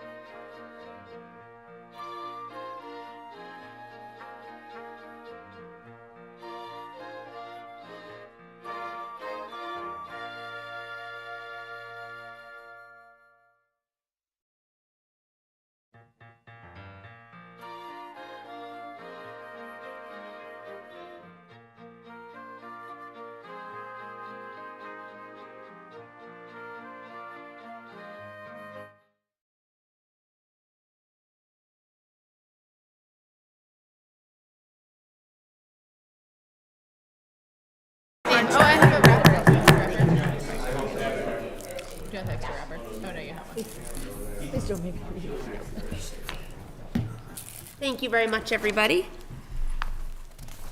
I was saying during the recess that I think I have never so often thought that we would more verbose than we were. Is that, yeah. So tonight I've expected more verbose times. I'll be shorter next time. So I will return us to our public hearing on Order 264. We opened that earlier. Ms. Kent read that order, and so we'll return to that. This is the budget transfer request of $60,500. Mr. Ailes, thank you very much. Happy to introduce this one. I think if there's specifics around the types of purchases that are being made, we might want to refer those to the clerk. This is operations within their elections department and the clerk's department. They're looking to purchase 12 new machines, which will allow for more streamlined processing of early votings. Is that correct? Nope. Maybe you should take the mic. Let me talk about the money. This is just going to transfer some money, $60,500, into the clerk's department to make this purchase, and that combined with about $15,000 that exists in the state election revolving account will be enough to allow the clerk to make her purchase. Thank you very much, Mr. Ailes. Ms. Kent, did you want to? Okay. Mr. Perry, can I ask you if there's anything that you'd like to add? That was priceless. Thank you, Madam President. Very quickly, yeah, as Mr. Ailes said, the clerk is looking to buy 12 election tabulators, I believe they're called. I did look at the purchase order. The total prices I indicated in my memo to you the end of last week was $75,600. She has $15,000 in her account, so we need $60,500. And as we already articulated through Council Houseman, it will come from reserve for unforeseen. We'll have $89,500 left over. One main comment I'd add to all of that is in my discussions with our clerk, it's certainly not a secret that elections gets a lot of publicity, certainly at the federal level. We need to be careful to maintain the integrity of the election process. Our city clerk and our assistant clerk who's here and their entire staff do, I think, a great job. And to refresh your memory, we even tied their salaries into, completing those projects in a timely manner. And I think in order to do this properly, we should do this transfer. Madam President, I recommend adoption of the proposal. I'm more than happy to answer any questions you or your colleagues may have. Thank you very much, Mr. Perry. Are there questions or comments from members of the council? Councilor Bowen. Thank you. So I can attest from having been a poll worker in Beverly previously that the processing of the ballots is highly dependent on the machines being in good working order and having enough time for poll workers to process not only the people coming through, but also the ballots that have come in by mail or in early voting that have to be processed on election day. So very much in support of having the tools that we need to do that. So my only question was just about timing, if we anticipate this purchase would have the tabulators in place for the primaries this spring or just in time for next fall, and sort of what that looks like in terms of timing. So I already ordered them, and where we ordered them from, they put in the order. We had to order them by November 1st, and they know that, if we don't get the money, then they'll keep the product. Won't give them to us. So, yeah, we did order them. They will be in by, I think, February. Thank you. Thank you very much, Councilor Bowen. Thank you, Ms. Kent. Other questions or comments from the council? Councilor Rand. Thank you. I just want to commend our city clerk for thinking ahead to be prepared for the 2024 election and for your amazing work at bringing this department to sort of modern day age of voting through early mail-in voting and just early voting in general. There's been a lot of changes in the past few years, and I think you've done a really great job with your department managing that. Thank you very much, Councilor Rand. And thank you, Ms. Kent, Ms. Dixon, and your whole department. Yeah, our whole department. Other questions or comments from members of the council on this one? Are there members of the public here who wish to speak in the public hearing on Order 264?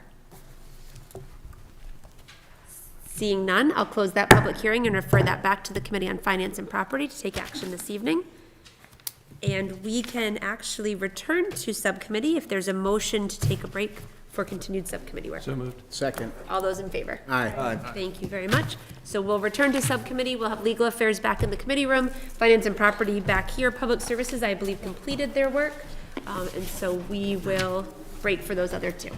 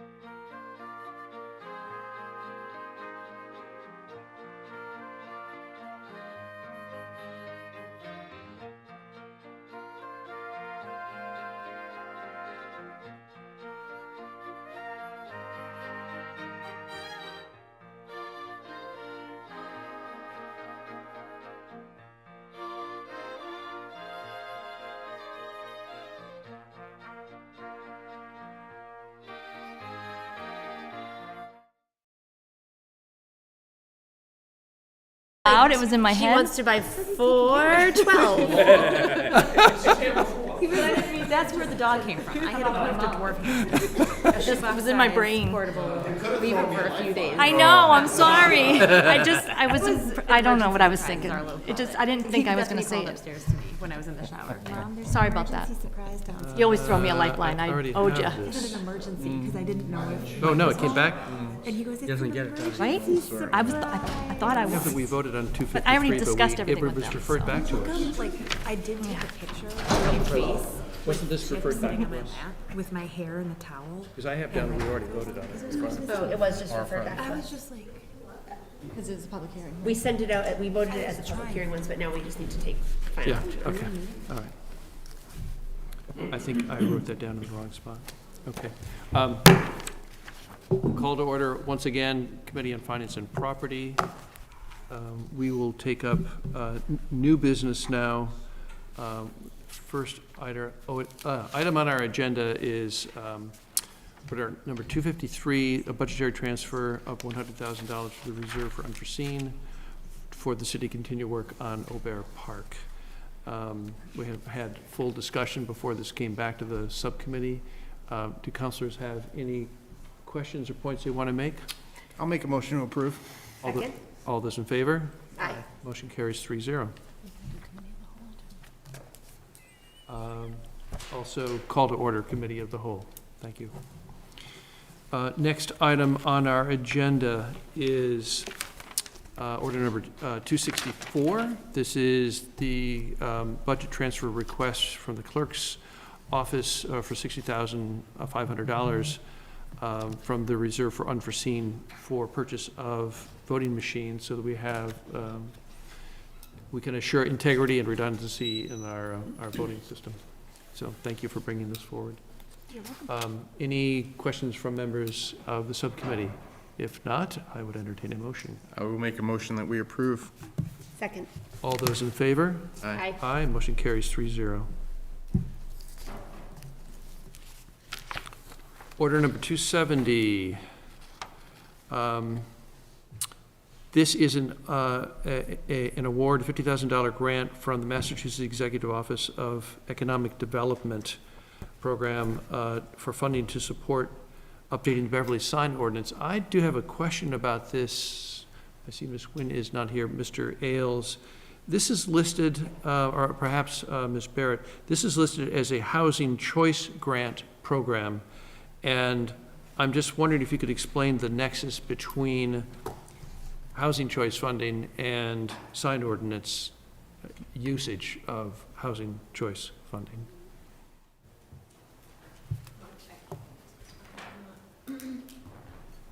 Good evening, Ms. Thank you. Barrett. Good evening. The state has a portal that there's about 8 different grant programs that are melded together. And this sign ordinance program just fell into the housing choice bucket out of all 8 programs. Okay. Yeah, so. Just a labeling question. Yeah, Okay. exactly. Okay. Yep. All right, thank you. Members of the subcommittee? I'm good Any with this. questions? I entertain a motion then on this matter. And make a Order- motion, we approve Order 270. Second, sorry. All those in favor? Aye. Aye, motion carries 3-0. Did I give you number 269? No. Okay, it is, let's make sure we have it. Did you previously?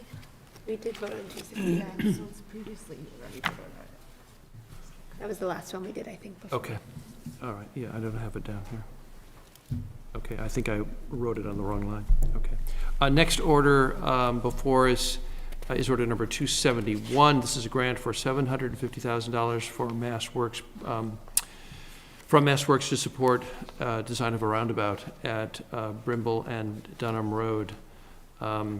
We have Board Councilor Kathleen Feldman here, for whom this particularly affects. So members of the subcommittee, if you have any comments, but I'd also like to extend to Councilor Feldman an opportunity if she'd like to say anything about this particular grant and its effect on her ward.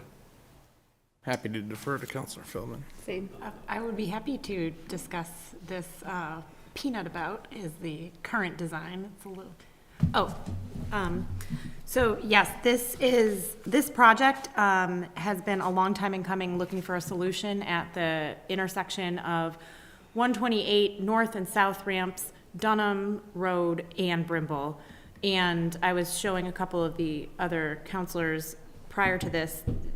It's just an incredibly dangerous intersection that you can make a right coming off of 128 and a left coming off of Dunham and both be in the right and just crash into each other. It just, and no light would actually fix the problem. So this roundabout would be really a great solution to create a flow of traffic that would eliminate those straight turns into the opposite direction for the traffic there. It's a very dangerous intersection. And I would also like to say, though, that it doesn't necessarily help with the unlocking development portion of it, only because that is a completely separate problem, because it's still a dead-end street that does not have access from 128. But it will help alleviate this problem. It's part and parcel of the continuation of pushing for phase 2, but this has to happen regardless of what happens with phase 2, because as it stands now, it's an incredibly dangerous intersection. Okay, thank you, Councilor Feldman. Members of the subcommittee, any questions? Councilor St. Hilaire.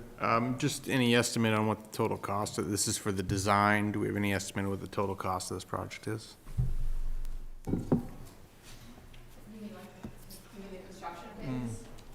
I don't think that's been determined yet. So I just wanted to also thank our city engineer, Lisa Chandler, and our planning director, Darlene Nguyen. They worked on this proposal, and it was pretty comprehensive. It also falls into the bucket of those 8 grant programs that are melded together. So we had several grants going on at the same time, and they did a terrific job. Thank you, Ms. Barrett. And I guess just to follow up, how does this relate to the other, I think we referred to it as the phase 2? Any update on where we are with that? Mr. Ailes? No. Okay, thanks. Okay. That would be a. Councilor Feldman, go Sorry, ahead. just to answer that, that would be actually a state project, so would be getting on the tip. So that would not be under we are working, the city is working on the plans for that to get it to that phase. Okay, so there's no timeline set yet. There's no time. It's not on the tip yet. Thank you. Counselor President, you have any questions? Counselor Bowen? I was just going to add, if I may, the capital expenditure plan had a $2 million estimate from a couple of years ago, based on the 25% design plans as a potential cost for construction. I don't know if that holds or has changed, but as of the 2023 capital expenditure plan, that was the. So I have a question for Mr. Perry, if I may. Obviously, a grant for $750,000 is a substantial amount of money, and it's for a needed project. We accept this. You're not exactly a civil engineer, but this would further the design process, maybe only to 25%. Maybe there'd be more money. It sounds like there's going to be more money. I mean, just on the face of it, given the magnitude of the project, it seems like there would be more money required. This will simply move us in the right direction. Is that effectively the? Yeah, it would move us in the right direction. I would absolutely agree. It's going to cost more. Everything's costing more in these kind of projects. What that dollar amount is, we're not quite sure of yet. But would it be north of $2 million? I would think it's a fair bet that would happen, yes. But the fact that this would not fund all of it is no reason to not accept the money. I would recommend accepting it. I think we need to move forward. Yes, I agree with, it should be done, in my view. Councilor Feldman? Just to follow up to that as well, if I remember correctly, this grant, in receiving this, is part of, we would be, for the next phase of this project, we would apply for another MassWorks grant to fund and they, once you're on their MassWorks funding cycle for a project, it's like, now that we got this first one, it's almost, they like to see projects through to completion, so that $2 million, the estimate of the project, would not be funded completely by the city of Beverly. It would be funded partially by a continuation of this type of grant. Sure. So, just to reassure everyone, it's not that expensive. Yes, Ms. Barrett. Thank you. I was just going to add to that. So that's exactly the model we used for the Sawyer-Tozier project. We did a MassWorks design and permitting grant first, and then the second grant to do the actual intersection was $1.75 million. So yeah, that's exactly the strategy we'd use for this project as well. Yep. Okay, thank you. Councilor St. Hilaire. I'll make a motion that we approve. Second. All those in favor? Aye. Motion carries 3-0. Next item on our agenda is order number 272. This is a state formula 2024, fiscal year 2024 grant in the amount of $152,726 from the Executive Office of Elder Affairs. This would assist operations at the, excuse me, yes, at the Senior Center, Council of Aging. Are there any questions from the committee on this? Make a motion that we approve Order 272. Is there a second? Thank you, Council President. All those in favor? Aye. Aye. Aye, motion carries 3-0. Order number 276. So this is an order relating to excise, collection of excise tax on sales of jet fuel. This has an interesting history. I guess I'll ask members of the subcommittee if they have any questions they would like to ask regarding this from either Mr. Perry or Mr. Ailes. So, Councilor St. Hilaire. I would be interested in Mr. Hannafin's perspective on this. That would be fine. That would be fine. Good evening. Good evening. Thank you. And welcome. So the jet fuel tax, it's a local option. It's a state tax, local option. It is anywhere, it fluctuates every quarter how much per gallon is being charged. It will never go under 5 cents, but it's within the last, I think, 10 quarters has hit as high as 23 cents per gallon, as low as 6 cents per gallon, so it fluctuates. As far as what it would look like for Beverly, my conservative estimates, kind of based on averages that we do, add another roughly 80,000 to our revenue line item for the airport. In FY23, just because the excise tax was higher through FY23 because it's based on a percentage of the cost per gallon of fuel. FY23, I think it would have been estimated 118,000 additional dollars in revenue that the airport would have received. Thank you. Council President, you have any questions about this? Because we have the benefit of the council as a whole here, are there other members of the council who might have questions? Go ahead, Councilor Sweeney. Thank you, Mr. Chairman. Building off of the response Mr. Hannafin just gave about the estimate, do you have any idea at this point what that would mean to your annual operations, having this additional revenue? How it would affect how the would it impact operations? operations for the airport? I really don't think we would see a huge impact on operations. We might see a decrease in jet operations in the times that the tax is higher. As jet fuel rises, that taxed amount also is going to rise. That might be the only time that we see any sort of decrease in operations. Even at that, I think it'd be fairly small. Just talking with other airports that have enacted this tax, it's single-digit percentage decrease in operations during those times. Okay. But for the most part, people who want to fly into Beverly are going to still fly into Beverly, and this shouldn't keep many away. Okay, that's good to know. And in terms of your internal operations, the additional revenue is not going to impact your budget on the spending side at all? It's just going to offset correct. money that otherwise would come from the city? Correct. Okay. Yeah. And then I do have one question for Mr. Perry. Do you agree with his, Mr. Hannafin's estimate, based on the data you have, that we'd see around $80,000 annually in additional revenue from this tax? With your permission, Mr. Chairman, I'll answer that, obviously, and then I'd you. like some additional comments, Please. if I may, please. I did run some numbers. I mean, mine were higher, as Mr. Hannafin indicated, his was conservative. I do believe, yes, we'll come in with that, if not actually higher.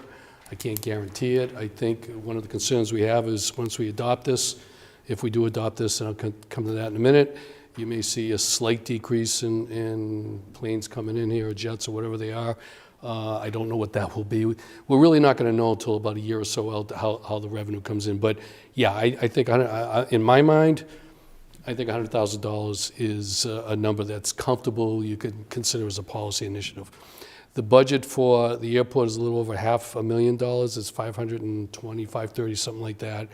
To refresh the committee's memory, last February, Mr. Traffrey came before us here and asked, it had to do with a lease and other issues. This committee asked me to take a review of the airport, which I did. I wrote to you on May 15th of this year with 8 different recommendations. One of the recommendations was this specific issue, the jet fuel excise tax, which I recommended we needed to adopt. As the letter has indicated, this was adopted by the Board of Aldermen in this city in I think it was November of 1988. For whatever reasons they didn't adopt it, in fairness to everybody in this room, no one was working here. So I think it's one of those things that fell through the cracks. You should know that I did research a lot of the other airports in the area, certainly Logan, I think Hanscom, Bedford, something like 8 or 9 other airports have adopted this jet fuel excise tax. The revenue, if we were to pass it, goes solely to the airport. It doesn't come back to the general fund. We could maybe get a few more indirect costs. I know Mr. Ailes can certainly correspond. We pay for the health insurance up there of the staff and pay for pension costs are 2 examples. Bottom line to it, a couple of comments I'd say to you. First off, yes, I do strongly recommend it. As I didn't expect this letter to come. I think they're just trying to be cautious and careful to reiterate how this city feels about it since 1988. And again, I recommend its adoption. There is a host of challenges that the airport's going to be facing from a management perspective. I've done some work with Councilor Feldman on this recently, especially in the area of capital projects. This will help us go in the right direction. I think there's great opportunities, in my view, as your budget management analyst, to do some good stuff up there. I spent some time with Mr. Hannafin. I want to publicly state I was impressed with him. I think he's trying to do all the right things, and I believe he's going to take this airport to a different level in a good way for the city of Beverly and whatnot. So having said all those things, he's also adopted some recommendations, which was part of my May 15th memo about being contemporaneous with landing fees and tie-down fees, which they're in the process of, they've completed it, I'm told, actually. Some are coming on in another month. Some are coming on, I think, in January, but I defer to him on the dates. So we can start raising the revenues, and then he can start addressing some of the management things he needs to do up there in terms of capital needs, so that we try very hard to make sure we don't tap into the general fund to augment this. Because I remind everyone, including the citizens, the airport is owned by the city of Beverly. It is our asset, and it's something we are responsible for, and I think this is a good approach. And I would wholly recommend you support this adoption. Okay, thank you. Councilor St. Hilaire? I'll make a motion to approve to get it out of committee. Second. All those in favor? Aye. Motion carries 3-0.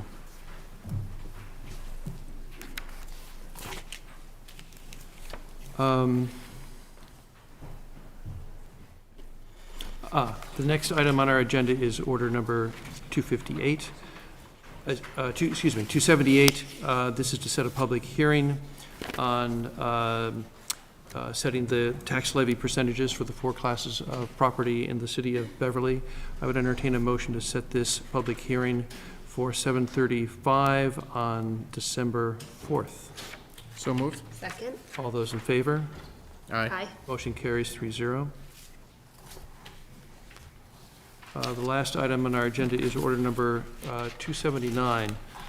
This is a letter I wrote to Mayor Cahill, which involves Councilor St. Hilaire as much as it does me in terms of constituents reaching out. Because we're in the same subcommittee, we haven't really had a way to, subject to the open meeting law, actually talk about this subject, Councilor St. Hilaire and I.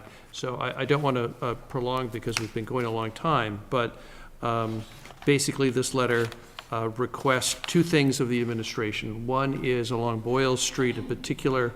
10 years ago, there was an effort, there was a study for a possible heavy commercial vehicle exclusion, because Boyle Street is something of a traffic nightmare. It's very narrow, it's very windy, it's got stone walls on both sides in some cases, and yet very large trucks, buses for Endicott, and students at Endicott who go a little bit fast perhaps, are all problematic, and there are no sidewalks along this street.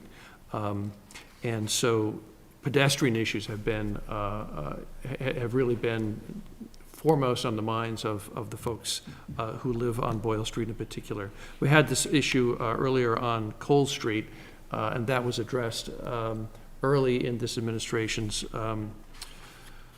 tenure, but Boyle Street remains sort of undone. The study, the findings by the Traffic Commission, Parking and Traffic Commission, were essentially rejected by the Department of Transportation based upon the data that didn't support sufficient traffic on Boyle Street to get this kind of exclusion.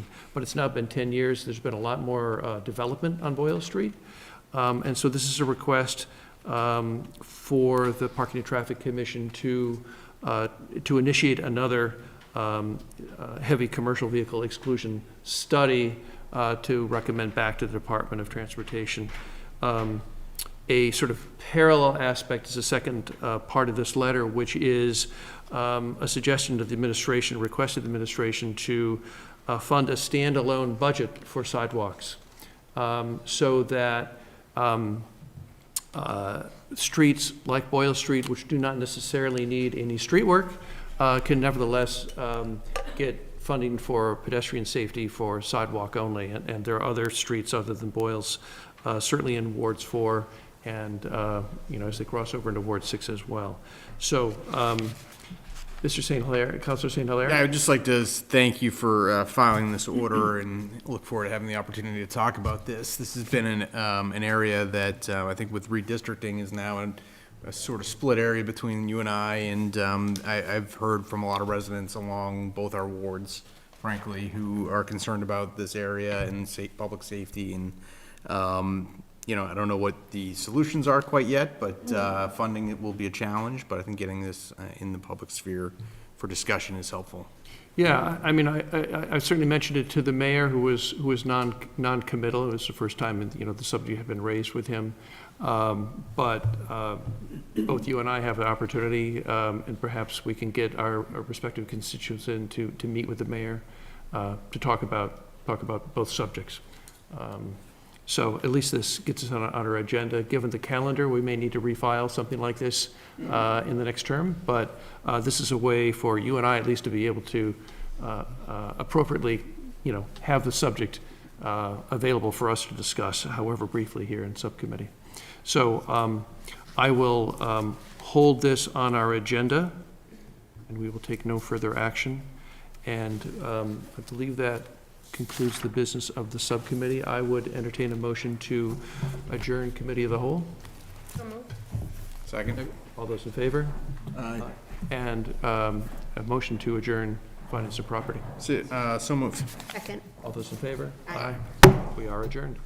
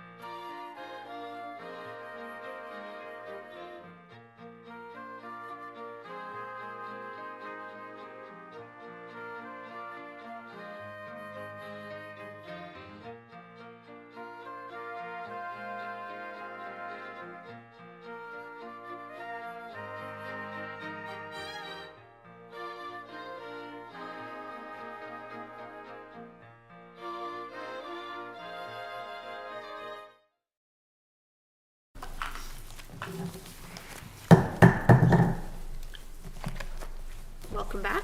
I'll call the full council back to order, and we will go to reports from subcommittees, please, Ms. Kent. Order number 267, the Committee on Public Services, to whom refer the matter regarding a National Grid petition 308-10584 West Dane Street, have considered said matter and beg leave to follow.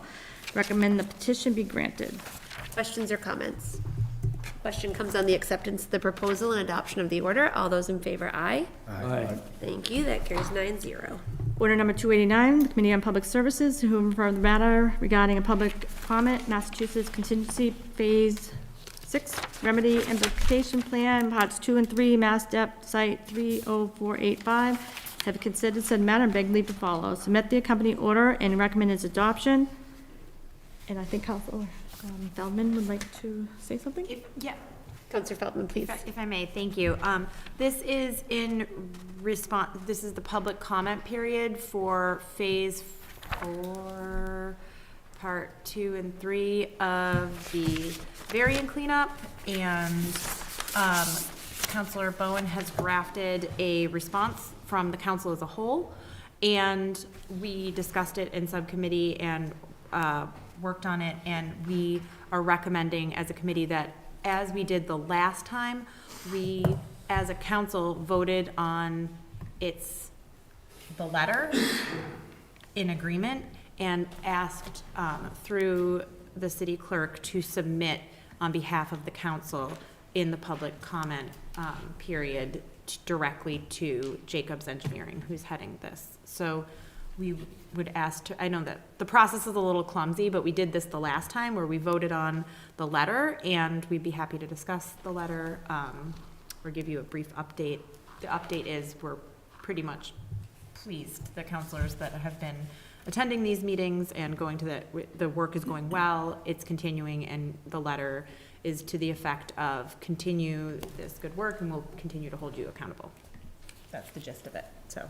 Thank you very much, Councilor Feldman. So Councilor Feldman is correct. We have had the chance to do public comment as a council before. In essence, any councilors that vote to approve the letter would be affix, your names would be affixed to it. If anyone were to vote not to approve it, those signatures would not appear. Any questions or comments? Question comes on the acceptance of the proposal and adoption of the order. All those in favor, aye. Aye. Thank you. So that carries 9-0. So we will ask that the city clerk would affix the signatures of 9 councilors and submit for public comment. Thank you, Councilor Bowen, for getting that work initiated, and thank you, Public Services, for taking that up. Order number 326, 2022, the comments, to whom refer the matter regarding Beverly Airport have considered said matter and beg leave to follow. Recommend the order be received and placed on file. This was in Public Services and Finance and Property. Thank you. So it's coming out of Finance and Property. It already came out of Public Services months ago. Thank you. So this is just a recommendation to receive and place on file. Are there questions or comments?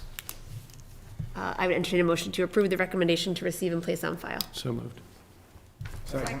All those in favor? Thank you. That carries 9-0. Order number 104, the Committee on Finance and Property, who refer the matter regarding the capital expenditure plan pursuant to the city charter, have considered said matter and beg leave to follow. Receive and place on file. Questions or comments? I would entertain a motion to approve that recommendation to receive this and place it on file. So moved. Second. All those in favor? Thank you. That carries 9-0. Order number 165, the Committee on Finance and Property, refer the matter regarding update and petitions regarding the Central Cemetery, have considered said matter and beg leave to follow. Receive and place on file. Questions or comments? I would entertain a motion to approve that recommendation to receive and place on file. So moved. Second. All those in favor? Thank you. That carries 9-0. Order number 269, the Committee on Finance and Property, to whom refer the matter regarding a donation of $196,907.17 from Sharon Lee Delaney Living Trust to benefit the Beverly Council on Aging, have considered said matter and beg leave to follow. Recommend the council approve this request. Questions or comments? Question comes on the acceptance of the proposal and adoption of the order. All those in favor, aye. Aye. Thank you. That carries 9-0, and with great thanks for that donation. Order number 278, the Committee on Finance and Property, to whom refer the matter regarding a letter requesting a public hearing on December 4th, 2023, relative to the allegation of fiscal year 2024 tax levy percentage among the 4 classes of real estate, personal property, and consideration of the adoption of open space, residential, and small business exemptions. Have set a public hearing for 12/4 at 7:35 p.m. Are there questions or comments on that? I would entertain a motion to set that public hearing as recommended at 7:35 at our December 4th meeting. Second. All those in favor? Aye. Thank you. That carries 9-0. Order number 253, the Committee on Finance and Property, to whom refer the matter regarding a budgetary transfer of $100,000 from the reserve for unforeseen account to allow the city to continue work on Obear Park, have considered said matter and beg leave to follow. Recommend the council approve this request. Questions or comments? Question comes on the acceptance of the proposal and adoption of the order. All those in favor, aye. Aye. Thank you. That carries 9-0. Order number 264, the Committee on Finance and Property, to whom refer the matter regarding a budget transfer request of $60,500 from the reserve for unforeseen account into the clerk's election account to allow the purchase of the requested voting machines, have considered said matter and beg leave to follow. Recommend the council approve this request. Questions or comments? Question comes on the acceptance of the proposal and the adoption of the order. All those in favor, aye. Aye. Thank you. That carries 9-0. Order number 270, the Committee on Finance and Property, to whom refer the matter regarding a grant for $50,000 from the Massachusetts Executive Office of Economics Development and Housing Choice, have considered said matter and beg leave to follow. Recommend the council approve this request. Questions or comments on this one? Question comes on the acceptance of the proposal and adoption of the order. All those in favor, aye. Aye. Thank you. Carries 9-0. Order number 271, the Committee on Finance and Property, to whom refer the matter regarding a grant for $750,000 from Mass Works to support the design of a roundabout at Brimble and Dunham Road, have considered said matter and beg leave to follow. Recommend the council approve this request. Questions or comments on this one? Question comes on the acceptance of the proposal and adoption of the order. All those in favor, aye. Aye. Thank you. That carries 9-0. And thanks to our City Grants Director, Catherine Barrett, both for being here tonight and for her work on all of these grants. Order number 272, the Committee on Finance and Property, to whom refer the matter regarding a $152,726 FY24 state formula grant from the Executive Office of Elder Affairs to support the operation of the Council on Aging, have considered said matter and beg leave to follow. Recommend the council approve this request. Questions or comments? Question comes on the acceptance of the proposal and adoption of the order. All those in favor, aye. Aye. Thank you. That carries 9-0. Order number 276, the Committee on Finance and Property, to whom refer the matter regarding acceptance of a local option, Massachusetts General Law, Chapter 64J, Section 13, collection of excise on sale of jet fuel, have considered said matter and beg leave to follow. Submit the company order and recommend its adoption. Questions or comments on this one? Question comes on the acceptance of the proposal and adoption of the order. All those in favor, aye. Aye. Thank you. That carries 9-0. Order number 259, the Committee on Legal Affairs, to whom refer the matter regarding 3 appointments to the Design Review Board. Rachel Matthews, Ellen Flannery, and Michael Barone Jr. have considered said matter and beg leave to follow. Recommend the council approve these appointments. Questions or comments? Question comes on the acceptance of the proposal and adoption of the order. All those in favor, aye. Aye. Thank you. That carries 9-0, and thanks to all those folks for being willing to serve. Order number 184, the Committee on Legal Affairs, to whom refer the matter regarding a proposed amendments to the Beverly zoning ordinance, accessory dwelling unit ordinance, definitions regarding transient lodging, bed and breakfasts, and other minor clarifications, have considered said matter and beg leave to follow. Receive and place on file. Questions or comments? I would entertain a motion to approve that recommendation to receive this and place it on file. So moved. All those in favor? Aye. Thank you. That carries 9-0. Order number 184A, the Committee on Legal Affairs, to whom refer the matter regarding Order 184-223, recommendation from Planning Board relative to proposed zoning ordinance amendments regarding accessory dwelling units, definitions regarding transient lodging, bed and breakfast, and other minor clarifications, have considered said matter and beg leave to follow. Submit the company amended ordinance and recommend its adoption pending publication and final passage.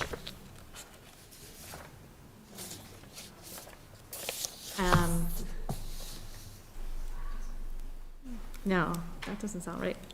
I was going to say, Yeah, I think we're all having the same reaction. Solicitor Williams. Submit the company order and recommend its adoption.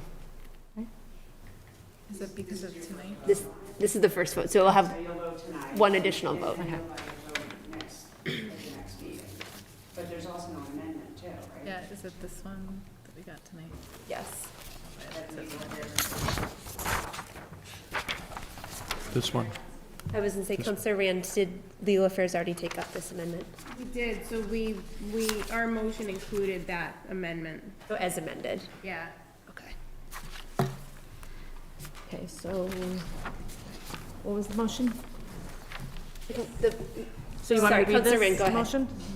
So it was a motion to recommend the adoption of amendments as proposed in 184A, including the amendment to section 300-55C6A, I believe it is. Yes. And so that is the recommendation as submitted tonight. Thank you. Are there questions or comments on this one? This is for a first vote. This is an ordinance change, proposed ordinance change. This is for a first vote, not for final passage. And it's this evening. also already been published, so you don't need to publish it again. Yes, thank you. I think that was the part that caused us all to hesitate. I read it without reading it. That's okay. That's okay. Any other discussion on this? The publication included this additional amendment to, No. You don't need to publish it. okay.